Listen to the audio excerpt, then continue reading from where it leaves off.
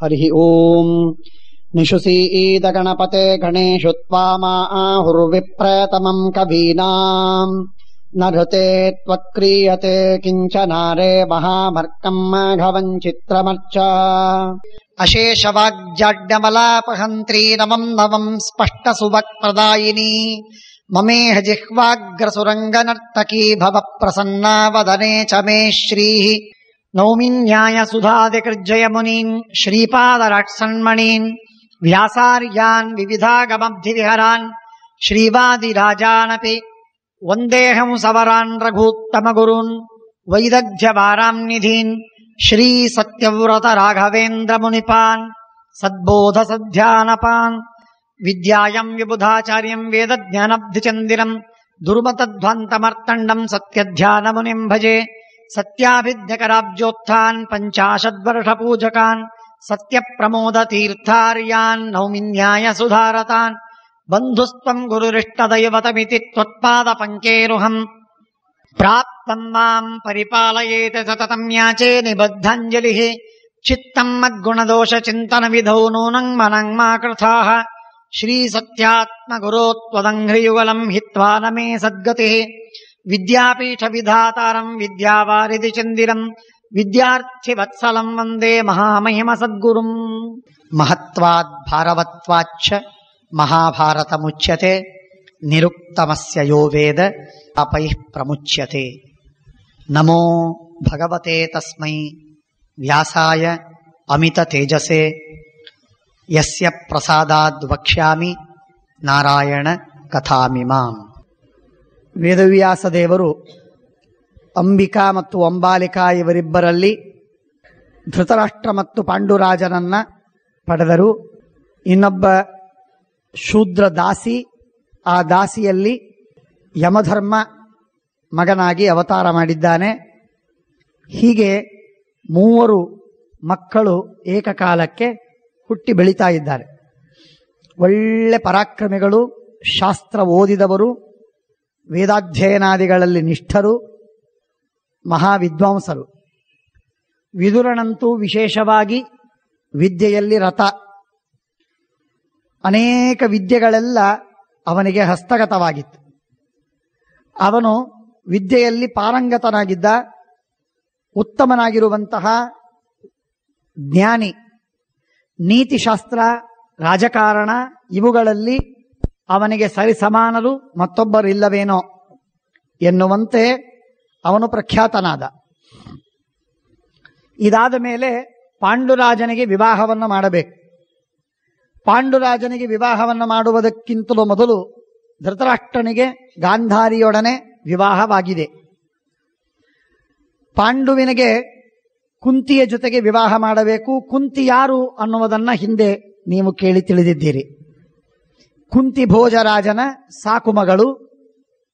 ಅವಳನ್ನ ಸಾಕ್ಷಾತ್ ವಸುದೇವನ ತಂಗಿ, ಶೂರಸೇನನ ಮಗಳು, ಕೃಷ್ಣನ ಸೋದರತ್ತೆ. ಅವಳನ್ನ ಕುಂತಿ ಭೋಜರಾಜನಿಗೆ ದತ್ತು ಕೊಟ್ಟು ಅವಳನ್ನ ಮತ್ತೆ ಪುನಃ ಪಾಂಡುರಾಜನಿಗೆ ಕೊಟ್ಟು ಮದುವೆ ಮಾಡ್ತಾ ಇದ್ದಾರೆ.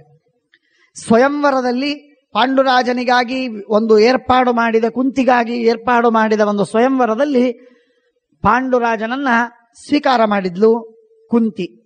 ಹಾಗಾಗಿ ಕುಂತಿಯ ಜೊತೆಗೆ ಪಾಂಡುರಾಜನಿಗೆ ವಿವಾಹವಾಯಿತು. ಒಬ್ಬಳ ಜೊತೆಗೆ ವಿವಾಹವಾದ ಮೇಲೆ ಇನ್ನೊಂದು ಕನ್ಯೆಯ ಜೊತೆಗೆ ವಿವಾಹ ಮಾಡಬೇಕು ಅಂತ ಹೇಳಿ ಭೀಷ್ಮರು ನಿಶ್ಚಯಿಸಿ ಸ್ವತಃ ತಾವು ಮದ್ರದೇಶಕ್ಕೆ ಹೋಗ್ತಾರೆ. ಮದ್ರದೇಶದ ರಾಜ, ಶ್ರೇಷ್ಠ ರಾಜ, ಅವನ ಮಗ ಶಲ್ಯ, ಅವನ ತಂಗಿ, ಶಲ್ಯನ ತಂಗಿ ಮಾದ್ರಿ. ಅವಳು ಉತ್ತಮಳಾಗಿರುವಂತಹ ಕನ್ನಿಕೆ. ಅವಳತ್ರ ಹೋಗಿ ಬೇಡ್ತಾರೆ ಭೀಷ್ಮಾಚಾರ್ಯ. ಹಳೆಯ ಕಾಲದ ಸಂಪ್ರದಾಯ ಮತ್ತದು ಬಹಳ ಗೌರವದ ಸಂಪ್ರದಾಯ. ಈಗ ನಾವು ನಡೆಸುವಂತಹ ಸಂಪ್ರದಾಯವೇನಿದೆ, ವ್ಯವಹಾರವೇನಿದೆ, ಇದು ನಿಜವಾಗಿ ಸ್ವಲ್ಪ ಅಗೌರವವನ್ನು ತಂದುಕೊಡತಕ್ಕಂತಹ ಮಾತು. ಹೆಣ್ಣಿಗೆ ಒಂದು ಅಗೌರವದ ಒಂದು ಪರಿಸ್ಥಿತಿ ಬರ್ತದೆ. ಆಗಿನ ಕಾಲದಲ್ಲಿ ಹಾಗಿರಲಿಲ್ಲ. ಮನೆಯಲ್ಲಿ ಒಂದು ಹೆಣ್ಣಿದೆ ಅಂತ ಆದರೆ ಅವರು ಹೋಗಿ ಇನ್ನೊಂದು ಕಡೆಗೆ ತೋರಿಸುವ ಪ್ರಸಂಗ ಇಲ್ಲ. ವರಪಕ್ಷದವರೇ ಬಂದು ಆ ಕನ್ಯೆ ನಮಗೆ ಬೇಕು ಅಂತ ಬೇಡಿ ಇಸ್ಕೊಂಡು ಮದುವೆ ಮಾಡಿಕೊಳ್ತದೆ. ಇದೇ ಕ್ರಮ. ಇಂದಿಗಾದರೂ ವಿವಾಹದ ಪ್ರಯೋಗದಲ್ಲಿ ನಮಗೆ ತಿಳಿಸಿಕೊಟ್ಟ ಕ್ರಮ ಏನು ಅಂದ್ರೆ ಇದು.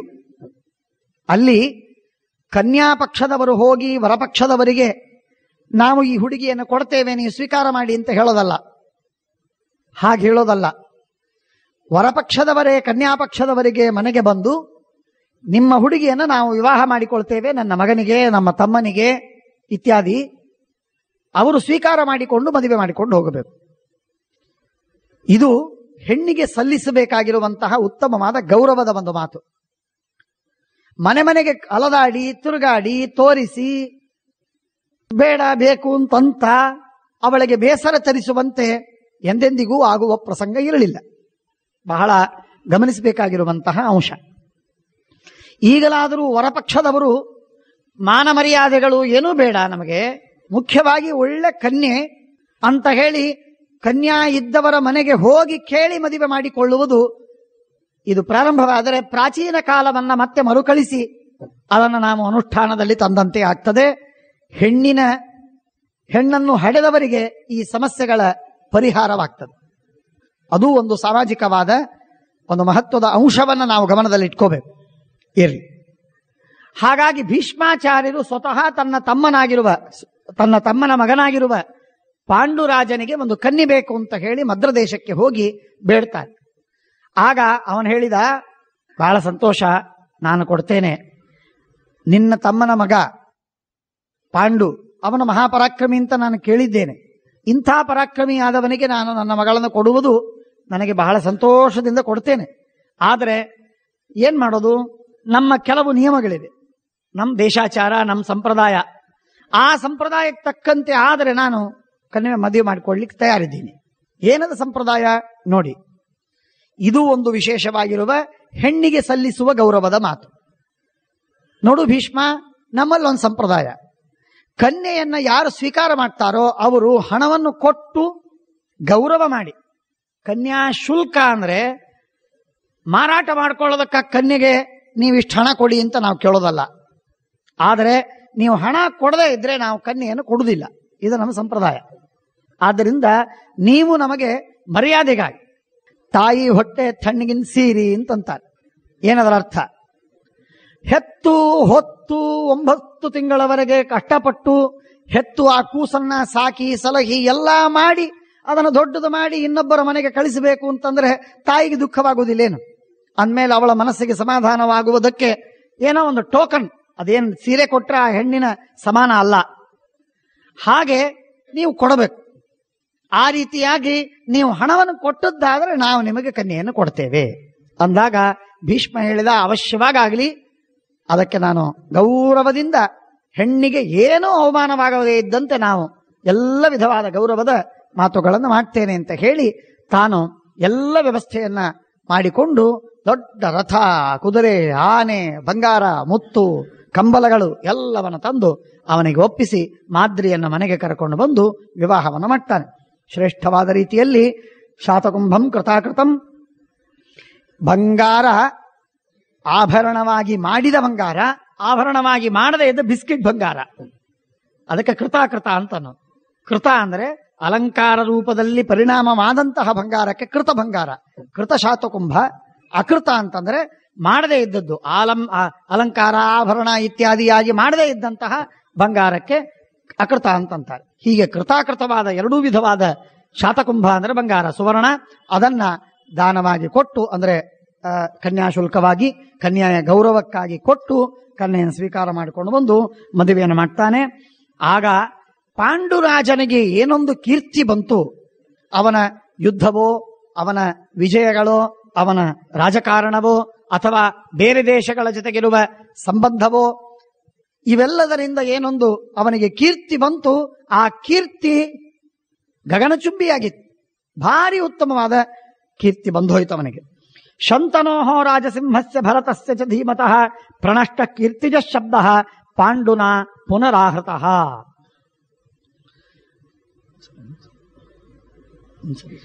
ತನುವಿನಿಂದ ಬಂದಂತಹ ಕೀರ್ತಿ ಅದ್ಭುತವಾದದ್ದು. ಏನ್ ಪರಾಕ್ರಮಿ ಶಂತನು, ಅದ್ಭುತ ಪರಾಕ್ರಮಿ. ಅಂಥ ಶಂತನುವಿನಿಂದ ಏನೊಂದು ಕೀರ್ತಿ ಇತ್ತೋ ಆ ಕೀರ್ತಿ ರಾಜರಿಗೆ ಯಾರಿಗೆ ಉಳಿಲಿಲ್ಲ, ಬರಲಿಲ್ಲ. ಶಂತನುವಿನ ಸ್ವಂತ ಮಗ ಭೀಷ್ಮ. ಆ ಭೀಷ್ಮ ರಾಜನೇ ಆಗಲಿಲ್ಲ, ಮಹಾಪರಾಕ್ರಮಿ, ಆದರೆ ರಾಜನಾಗಲಿಲ್ಲ. ಏನ್ ಮಾಡೋದು? ರಾಜನಾಗದೆಯೇ ಅವನು ಎಷ್ಟೇ ಕೀರ್ತಿವಂತನಾದರೂ ಅದಕ್ಕೆ ಲೆಕ್ಕಕ್ಕೆ ಬರಲಿಲ್ಲ. ಹಾಗಾಗಿ ಆಗ ಕೀರ್ತಿಯ ಪ್ರಸಂಗ ಹೋಯಿತು. ಚಿತ್ರಾಂಗದ ವಿಚಿತ್ರ ವೀರರು ಮಕ್ಕಳಾದರೂ ಅವರಂತೂ ಏನೂ ಕೆಲಸಕ್ಕೆ ಬಾರದೇ ಇದ್ದಂತೆ ಹೋಗಿಬಿಟ್ರು. ಚಿತ್ರಾಂಗದ ಮಹಾಪರಾಕ್ರಮಿ ಸಣ್ಣ ವಯಸ್ಸಿನಲ್ಲಿ ಸತ್ತೋದ, ಮದುವೆಯೂ ಆಗಿರಲಿಲ್ಲ.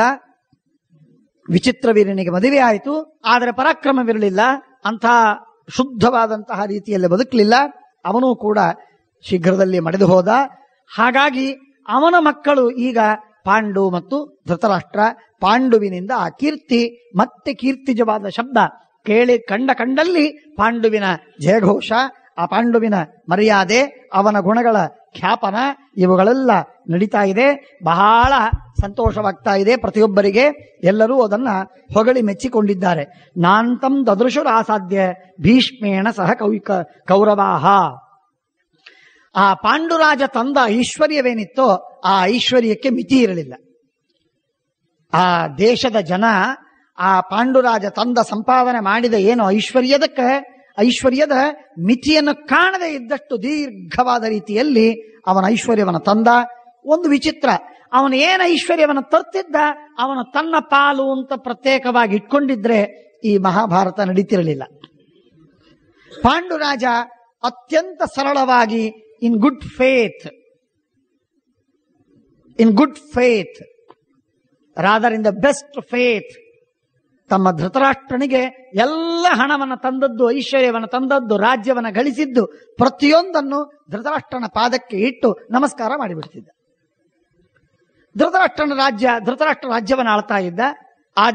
ರಾಜನಾಗಿ ಇದ್ದದ್ದು ಧೃತರಾಷ್ಟ್ರ, ಆಳುವುದು ಭೀಷ್ಮ, ಯುದ್ಧವಾಡುವುದು ಪಾಂಡು, ನೀತಿ ಸಲಹೆಗಳನ್ನು ಕೊಡುವುದು ವಿದುರ. ಹೀಗೆ ವ್ಯವಸ್ಥೆ ಇತ್ತು. ಬಹಳ ವಿಚಿತ್ರವಾಗಿತ್ತು. ಆದ್ದರಿಂದ ಹಾಗಾಗಿ ಸತೂರ್ಯ ಶತ ಶಂಖಾನಾಂ ಭೇರೀಡಂಚ ಮಹಾಸ್ವನೈ ಹರ್ಷಯನ್ ಸರ್ವಶಃ ಪೌರಾನ್ ವಿವೇಶ ಗಜಸಹ್ವಯಂ ಧೃತರಾಷ್ಟ್ರಾಭ್ಯನುಜ್ಞಾತಃ ಸ್ವಭಾವ ವಿಜಿತಂ ಧನಂ ಭೀಷ್ಮಾಯ ಸತ್ಯವತ್ತೈ ಚ ಮಾತ್ರೇ ಚೋಪಜಹಾರಸಃ ಪಿದುರಾಯ ಚ ವೈ ಪಾಂಡು ಪ್ರೇಷಯಾಮಾಸ ತದ್ಧನಂ. ಹಣವನ್ನು ತರ್ತಿದ್ದ. ತಂದ ಹಣವನ್ನ ಸತ್ಯವತಿ ತಮ್ಮ ಅಜ್ಜಿಗೆ ಮೊದಲು ಒಪ್ಪಿಸಬೇಕು, ಭೀಷ್ಮನಿಗೆ ಒಪ್ಪಿಸಬೇಕು, ಅಜ್ಜ ಅಥವಾ ಕಕ್ಕ ಅವನಿಗೆ ಒಪ್ಪಿಸಬೇಕು, ಅದಾದ ಮೇಲೆ ಧೃತರಾಷ್ಟ್ರನಿಗೆ, ಅದಾದ ಮೇಲೆ ಮತ್ತೆ ಉಳಿದವರಿಗೆ ಒಪ್ಪಿಸಬೇಕು. ಅದರೊಳಗಿನ ಕೆಲವು ಭಾಗ ಹಣವನ್ನ ವಿದುರನಿಗೆ ಕೊಟ್ಟು ಕಳಿಸ್ಬೇಕು. ಇಷ್ಟು ನೋಡಿ, ಎಲ್ಲ ಸೂಕ್ಷ್ಮವಾಗಿದೆ. ಹೀಗೆ ಕೊಡ್ತಿದ್ದ. ಇವನು ಪಾಂಡುರಾಜ ತಂದಂತಹ ಏನು ಹಣವಿತ್ತೋ, ಐಶ್ವರ್ಯವಿತ್ತೋ, ಆ ಐಶ್ವರ್ಯವನ್ನ ತಂದು ಕೊಟ್ಟದ್ದನ್ನು ನೋಡಿ ಆ ಐಶ್ವರ್ಯ ಹೆಚ್ಚಿದ್ದಕ್ಕೆ ಧೃತರಾಷ್ಟ್ರ ಒಳ್ಳೆ ವಿಚಾರ ಮಾಡಿದ. ಏನು ಅಂದ್ರೆ, ಯಜ್ಞವನ್ನ ಮಾಡೋಣ. ಹಣ ಯಾರದು? ಪಾಂಡುರಾಜ ತಂದದ್ದು. ಅದನ್ನ ತೆಗೆದುಕೊಂಡು ಯಜ್ಞವನ್ನ ಮಾಡೋಣ ಅಂತ ಸಂಕಲ್ಪ ಮಾಡಿದ. ನಾನಾ ಶತ ಅಶ್ವಮೇಧ ಯಾಗಗಳನ್ನ ಮಾಡಿದ. ಬೇಕಾದಷ್ಟು ಅಶ್ವಮೇಧ ಯಾಗಗಳನ್ನ ಮಾಡಿ ಧೃತರಾಷ್ಟ್ರ ಪುಣ್ಯವನ್ನು ಗಳಿಸಿದ. ಇದರ ಬಗ್ಗೆ ಸ್ವಲ್ಪ ವಿಚಾರ ಮಾಡಬೇಕಾದದ್ದು ಶಾಸ್ತ್ರೀಯವಾಗಿ ಉಂಟು. ಕಣ್ಣಿಲ್ಲದವರಿಗೆ ಯಜ್ಞ ಮಾಡುವುದಕ್ಕೆ ಅಧಿಕಾರ ಉಂಟೇ? ಕುರುಡರಿಗೆ ಯಜ್ಞವನ್ನು ಮಾಡುವುದಕ್ಕೆ ಅಧಿಕಾರ ಉಂಟೇ ಅನ್ನುವುದು ಬಹಳ ದೊಡ್ಡ ಸಮಸ್ಯೆ ಇದೆ, ತಾತ್ವಿಕವಾದಂತಹ ಸಮಸ್ಯೆ. ಶ್ರೀಮದಾಚಾರ್ಯರು ಈ ಮಾತನ್ನು ಒಂದು ಕಡೆಗೆ ಹೇಳ್ತಾರೆ. ಯಜ್ಞ ಮಾಡಿದ್ದ ಅವರಿಗೇನು ಯಜ್ಞ ಇತ್ತೋ, ಯಜ್ಞದಿಂದ ಪುಣ್ಯ ಬಂದಿತ್ತೋ, ಆ ಪುಣ್ಯವನ್ನೆಲ್ಲವನ್ನೂ ಕೂಡ ಟ್ರಾನ್ಸ್ಫರ್ ಮಾಡಬೇಕು ಅಂತನ್ನುವುದಕ್ಕಾಗಿ ಜೂಜಾಟ ನಡೆದಾಗ ಕಿಂಜಿತಂ ಅಂತ ಧೃತರಾಷ್ಟ್ರ ಕೇಳ್ತಾ ಇದ್ದ ಅಂತ ಶ್ರೀಮದಾಚಾರ್ಯರು ಹೇಳ್ತಾರೆ. ಹಾಗಾಗಿ ಯಜ್ಞವನ್ನು ಮಾಡಿದ. ಆ ಯಜ್ಞದಿಂದ ಬಂದ ಪುಣ್ಯವನ್ನ ಮುಂದೆ ಅದನ್ನ ಪಲ್ಲಟ ಮಾಡಿಬಿಟ್ರು ವೇದವ್ಯಾಸದೇವರು. ಇರಲಿ, ಅಂತೂ ಆ ಯಜ್ಞವನ್ನು ಮಾಡೋ ಅಶ್ವಮೇಧ ಶತೈರೀಜೆ ಧೃತರಾಷ್ಟ್ರೋ ಮಹಾಮಖೈ ಸಂಪ್ರಯುಕ್ತಸ್ತು ಕುಂತ್ಯಾಚ ಮಾದ್ರ್ಯಾಚ ಭರತರ್ಷಭ ಜಿತತಂದ್ರಿಸ್ತದಾ ಪಾಂಡುರ್ ಬಭೂವ ವನಗೋಚರ. ಇಷ್ಟಾಗ್ತಾ ಇರುವಾಗ ಸ್ವಲ್ಪ ದಿವಸಕ್ಕೆ ಅವನು ನಾನು ವನಕ್ಕೆ ಹೋಗ್ತೇನೆ ಅಂತ ಪಾಂಡುರಾಜ ವನಕ್ಕೆ ತೆರಳಿದ. ಧೃತರಾಷ್ಟ್ರನೇ ರಾಜ್ಯವಾಳಿ, ನಾನೇನು ಇರುವುದಿಲ್ಲ, ನಾನು ಅರಣ್ಯಕ್ಕೆ ಹೋಗ್ತೀನಿ, ಅರಣ್ಯದಲ್ಲಿ ವಾಸವಾಗಿರ್ತೀನಿ. ಅರಣ್ಯನಿತ್ಯ ಸತತಂ ಬಭೂವ ಮೃಗಯಾಪರಃ. ಅರಣ್ಯದಲ್ಲೇ ಇರುವುದು, ಅಲ್ಲೇ ಮೃಗಗಳಂತೆ ವಾಸವಾಗುವುದು. ಕುಂತಿ ಮತ್ತು ಮಾದ್ರಿ ಇಬ್ಬರು ಇದ್ರು. ಅವರ ಜೊತೆಗೆ ಅರಣ್ಯದಲ್ಲಿ ವನಪ್ರಸ್ಥದಂತೆ ಇದ್ದ. ವನಪ್ರಸ್ಥನಾಗಿರಲಿಲ್ಲ, ಈಗ ವನಪ್ರಸ್ಥದಂತೆ ಇದ್ದ. ಅವನು ಬೇಟೆ ಆಡ್ತಾ ಇದ್ದ. ಹಿಮಾಲಯದ ದಕ್ಷಿಣ ಭಾಗದಲ್ಲಿ ಅವನು ವಾಸವಾಗಿದ್ದ. ಭಾರಿ ಉತ್ತಮವಾಗಿರತಕ್ಕಂಥದ್ದು. ದೇವೋಯಮಿತ್ಯಮನ್ಯಂತೆ ಚರಂತಂ ವನವಾಸಿನಃ. ಅಲ್ಲಿರ್ತಕ್ಕಂಥ ಜನ ಅವನನ್ನು ನೋಡಿದರೆ ಇವನು ಸಾಕ್ಷಾತ್ ದೇವತೆ ಇವನು ಅಂತ ಅವನ ಪ್ರಕಾಶ, ಅವನ ಪ್ರತಾಪ, ಅವನ ಪ್ರಭಾವ, ಅವನ ತೇಜಸ್ಸು, ಸೌಂದರ್ಯವನ್ನು ಕಂಡಾಗ ಹಾಗೆ ಎಲ್ಲ ಋಷಿಮುನಿಗಳಿಗೆ ಹಾಗೂ ವನಚಾರಿಗಳಿಗೆ ಹಾಗೆ ಅನಿಸ್ತಾ ಇತ್ತು. ತಸ್ಯ ಭೋಗ ಕಾಮಾಂಶ್ಚ ಭೋಗಂಶ್ಚ ನರಾ ನಿತ್ಯ ಮತಂದ್ರಿತಾ ಉಪಚಕ್ರುರ್ವನಂತೇಶು ಧೃತರಾಷ್ಟ್ರೇಣ ಚೋದಿತಾ. ಧೃತರಾಷ್ಟ್ರ ತಮ್ಮನ ಮೇಲೆ ಬಹಳ ಪ್ರೀತಿ. ಹಾಗಾಗಿ ಧೃತರಾಷ್ಟ್ರ ಅನೇಕ ಜನರಿಗೆ, ವನಚಾರರೆಲ್ಲರಿಗೆ ಹೇಳಿದ್ದ, ನಮ್ಮ ತಮ್ಮ ಪಾಂಡು ಇದ್ದಾನೆ, ಅವನಿಗೆ ಏನು ಬೇಕು ಅದೆಲ್ಲ ಒದಗಿಸ್ಬೇಕು ನೀವು. ಅಂದ್ರೆ ಹಣ್ಣು ಹಂಪಲು ಗಡ್ಡೆ ಗೆಣಸುಗಳನ್ನೆಲ್ಲ ತಂದು ಕೊಡಬೇಕು ಅಂತ ಹೇಳಿ ವ್ಯವಸ್ಥೆ ಮಾಡಿದ. ಧೃತರಾಷ್ಟ್ರ ಹೇಳಿದ್ದಕ್ಕಾಗಿ ಅವನು ತಂದು ಕೊಡ್ತಾ ಇದ್ದ. ಹೀಗಿರುವ ಸಂದರ್ಭದಲ್ಲಿ ಬೇಟೆ ಆಡ್ತಾ ಇದ್ದ ಪಾಂಡುರಾಜ. ಆಗ ಒಂದು ಸಲ 2 ಮೃಗಗಳು, ಆ ಮೃಗಗಳು ಹೆಣ್ಣು ಗಂಡು ಮೃಗಗಳು ವಿಹಾರ ಮಾಡ್ತಾ ಇವೆ. ವಿಹಾರ ಮಾಡ್ತಾ ಇರುವ ಸಂದರ್ಭದಲ್ಲಿ ಬೇಟೆ ಆಡ್ತಾ ಎಲ್ಲ ಕಡೆಗೆ ಬಾಣವನ್ನು ಹಾಕ್ತಾ ಇದ್ದಂತೆ ಇವನು ಇಲ್ಲೂ ನೋಡಿದ, ಬಾಣವನ್ನು ಹಾಕಿಬಿಟ್ಟ. ಬಾಣವನ್ನು ಹಾಕಿ ಕೊಂದು ಹಾಕಿದ. ಕೊಂದು ಹಾಕುವಾಗ ಹತ್ತಿರದಲ್ಲಿ ಹೋಗಿ ನೋಡ್ತಾನೆ, ಅದು ಯಾರಲ್ಲ, ಒಬ್ಬ ಋಷಿ, ಕಿಂದಮ ಅಂತನ್ನುವಂತಹ ಉತ್ತಮ ಋಷಿ. ಆ ಋಷಿಗಳು ಅಲ್ಲಿ ತನ್ನ ಹೆಂಡತಿಯ ಜೊತೆಗೆ ಈ ರೂಪದಲ್ಲಿ, ಅವರು ಇದ್ದದ್ದು ಪುರುಷ ರೂಪದಿಂದ, ಆದರೆ ಅವರು ಯೋಗಿಗಳಿಗೆ ಯಾವ ರೂಪವನ್ನು ತೆಗೆದುಕೊಳ್ಳಿಕ್ಕೆ ಸಾಮರ್ಥ್ಯವಿದೆ ಆ ರೀತಿಯಾಗಿ ಈ ಪ್ರಾಣಿಯ ಮೃಗದ ರೂಪದಿಂದ ಅಲ್ಲಿ ವಿಹಾರ ಮಾಡ್ತಾ ಇದ್ರು. ಮೃಗದ ರೂಪದಿಂದ ವಿಹಾರ ಮಾಡ್ತಾ ಇದ್ದದ್ದು ಗೊತ್ತಾಗದೇನೆ ಇವನು ಬಾಣ ಬಿಟ್ಟ. ಆ ಗಂಡ ಕಿಂದಮ ಋಷಿ ಸತ್ತೋದ. ಸಾಯ್ತಾ ಇರುವ ಕಾಲದಲ್ಲಿ ಶತ್ರುಣಾಂ ಯಾವಧೇ ವೃತ್ತಿ ಸಾ ಮೃಗಾಣಾಂ ವಧೆ ಸ್ಮೃತ ರಾಜ್ಞಾಂ ಮೃಗ ನಮಾಂ ಮೋಹತ್ ತ್ವಂ ಗರ್ಹೀತು ಮರ್ಹಸಿ. ಆಗ ಅನೇಕ ಚರ್ಚೆ ಮಾಡ್ತಾರೆ ಕಿಂದಮ ಋಷಿಗಳು ಹಾಗೂ ಪಾಂಡುರಾಜ. ಪರಸ್ಪರವಾಗಿ ಚರ್ಚೆ ಆಗ್ತದೆ. ನೀನು ಯಾಕೆ ನನ್ನನ್ನು ಕೊಂದಿ, ನಾನು ನಿನಗೇನು ಅಪಚಾರ ಮಾಡಿದ್ದೆ ಅಂತ ಹೇಳ್ತಾನೆ. ಆಗ ಇಲ್ಲ, ಮೃಗಗಳನ್ನು ಕೊಲ್ಲುವುದು ರಾಜರಿಗೆ ಧರ್ಮ, ತಪ್ಪಿಲ್ಲ, ಆದ್ರಿಂದ ನಾನು ಕೊಂದಿದ್ದೇನೆ ಅಂತ ಇವನು ಉತ್ತರವನ್ನು ಕೊಡ್ತಾನೆ. ಆಗ ಅನೇಕ ವಿಧವಾದಂತಹ ಮಾತುಗಳನ್ನ ಕೊನೆಗೆ ಹೇಳಿ ಆಗ ಹೇಳ್ತಾನೆ, ನೀನು ನನ್ನನ್ನ, ನಾನು ಋಷಿ, ನಾನು ಈ ರೂಪದಲ್ಲಿ ಇದ್ದೆ, ಅದೂ ಕೂಡ ನನ್ನ ಹೆಂಡತಿಯ ಜೊತೆಗೆ ವಿಹಾರ ಮಾಡ್ತಾ ಇರುವಾಗ ನೀನದನ್ನು ನೋಡಿಯೂ ನನಗೆ ನೀನು ಬಾಣವನ್ನು ಬಿಟ್ಟು ಕೊಂದಿ. ಆದ್ದರಿಂದ ನಿನಗೆ ಸ್ತ್ರೀ ಸಂಗವಾದರೆ ಸಾಕು, ಸತ್ತೋಗ್ತೀನಿ ನೀನು ಅಂತ ಹೇಳಿ ಶಾಪವನ್ನು ಕೊಡ್ತಾನೆ. ಸ್ತ್ರೀ ಸಂಘವಾದರೆ ನೀನು ಸತ್ತೋಗ್ತಿ ಅಂತಂದಾಗ ಅವನಂದ ಬಹಳ ದುಃಖವಾಯ್ತು ಅವನಿಗೆ. ಬಹಳ ದುಃಖವಾಗಿ ಬಹಳಷ್ಟು ಪ್ರಾರ್ಥನೆ ಮಾಡಿದ. ಏನು ಪ್ರಾರ್ಥನೆ ಮಾಡಿದ್ರು ಕಿಂದಮರು ಅದಕ್ಕೆ ಉತ್ತರವನ್ನು ಕೊಡಲಿಲ್ಲ. ಆಗ ಪ್ರಿಯಯಾ ಸಹ ಸಂವಾಸಂ ಪ್ರಾಪ್ಯ ಕಾಮ ವಿಮೋಹಿತಃ ತ್ವಮಪ್ಯಸ್ಯಾಂ ಅವಸ್ಥಾಯಾಂ ಪ್ರೇತಲೋಕಂ ಗಮಿಷ್ಯಸಿ. ನಿನಗೆ ಇದು ನನ್ನ ಶಾಪ, ಈ ರೀತಿಯಾಗಿ ನಿನಗಾಗ್ತದೆ ಅಂತ ಹೇಳಿದಾಗ ಬಹಳ ದುಃಖದಿಂದ ಸತಾಮಪಿ ಕುಲೇ ಜಾತಾಃ ಕರ್ಮಣಾಬತ ದುರ್ಗತಿಂ ಪ್ರಾಪ್ನುವಂತೆ ಕೃತಾತ್ಮಾನಃ ಕಾಮಜಾಲ ವಿಮೋಹಿತಾಃ ಬಾಲ ಏವ ಪಿತಾಮಮ ಜೀವಿತಂತವನುಪ್ರಾಪ್ತಃ ಕಾಮಾತ್ಮೈವೇತಿ ನಶ್ವತಂ ಮೋಕ್ಷಮೇವ ವ್ಯವಸ್ಯಾಮಿ. ಎಂಥ ಅನರ್ಥವಾಯ್ತಿದು, ಎಂಥ ಪಾಪ ಶಾಪ ನನಗೆ ಸಿಕ್ಕೋಯಿತು, ಎಂಥ ಕೆಟ್ಟ ಕೆಲಸ ಮಾಡಿದೆ ನಾನು, ಹೀಗಾಗಬಾರದಾಗಿತ್ತು, ಇದೇನು ನನ್ನ ಪ್ರಾರಬ್ಧ. ಆದ್ದರಿಂದ ನಾನಿನ ಮೇಲೆ ಮೋಕ್ಷ ಮಾರ್ಗದಲ್ಲೇ ಇದ್ದು ಬಿಡುತ್ತೇನೆ, ಒಟ್ಟಿಗೆ ಸ್ತ್ರೀ ಸಹವಾಸವನ್ನು ಮಾಡುವುದಿಲ್ಲ, ಯಾರ ಸಂಪರ್ಕದಲ್ಲೂ ಇರುವುದಿಲ್ಲ, ನಾನು ಪ್ರಾಣಿಗಳಂತೆ ಕೇವಲ ನಾನು ಮತ್ತೆ ವೈರಾಗ್ಯದಿಂದ ನಾನಿರ್ತೇನೆ ಅಂತ ಹೇಳಿ ತನ್ನ ಸಂಕಲ್ಪವನ್ನ ಪಾಂಡುರಾಜ ಏನೆಲ್ಲ ಮನಸ್ಸಿನೊಳಗೆ ಮಾಡಿಕೊಂಡ ಅದನ್ನು ಇಲ್ಲಿ ಹೇಳ್ತಾರೆ. ಬಹಳ ಸುಂದರವಾಗಿದೆ. ಅತೀವ ತಪಸಾತ್ಮಾನಂ ಯೋಜಯಿಷ್ಯಾಮ್ಯ ಸಂಶಯಂ. ಘೋರವಾದ ಅತಿ ತೀವ್ರವಾಗಿರುವ ತಪಸ್ಸನ್ನು ಮಾಡಿ ಮಾಡಿ ಮಾಡಿ ನಾನು ನನ್ನ ಶುದ್ಧಿಯನ್ನು ನಾನು ಸಂಪಾದನೆ ಮಾಡ್ತೇನೆ. ತಸ್ಮಾತ್ ಏಕಾಹಂ ಏಕೈಕಸ್ಮಿನ್ ವನಸ್ಪತೌ. ಒಂದು ಗಿಡದ ಕೆಳಗಡೆ ಒಂದು ದಿನ ಮಾತ್ರ ಇರುವುದು, ಇನ್ನೊಂದು ಗಿಡದ ಕೆಳಗಡೆ ಮತ್ತೊಂದು ದಿನ, ಮತ್ತೊಂದು ದಿನಕ್ಕೆ ಇನ್ನೊಂದು ಮರ, ಹೀಗೆ ಬೇರೆ ಬೇರೆ ಮರಗಳ ಕೆಳಗೆ ನಾನು ಸಂಚಾರ ಮಾಡ್ತಾ ಹೋಗ್ತೇನೆ. ಒಂದು ಕಡೆಗೆ ಇದ್ರೆ ಮತ್ತೆ ಅದರ ಮೇಲೆ ಅಭಿಮಾನ ಬೆಳೀತದೆ. ಅಲ್ಲಿ ಸ್ವಲ್ಪ ದಿವಸ ಇದ್ದಾದ ಮೇಲೆ ಇದು ನೆರಳು ಚೆನ್ನಾಗಿ ಬರ್ತಾ ಇಲ್ಲ, ಇಲ್ಲೊಂದು ಸ್ವಲ್ಪ ಬಟ್ಟೆ ಕಟ್ಕೊಂಡ್ರೆ ಚೆನ್ನಾಗಿರ್ತದೆ ಅಂತ ಶುರುವಾಯಿತು. ಅದಾದ ಮೇಲೆ ಒಂದೆರಡು ಕೋಲು ಚುಚ್ಚಿಟ್ರೆ ಚೆನ್ನಾಗಿರ್ತದೆ ಅಂತ ಅನಿಸ್ತದೆ.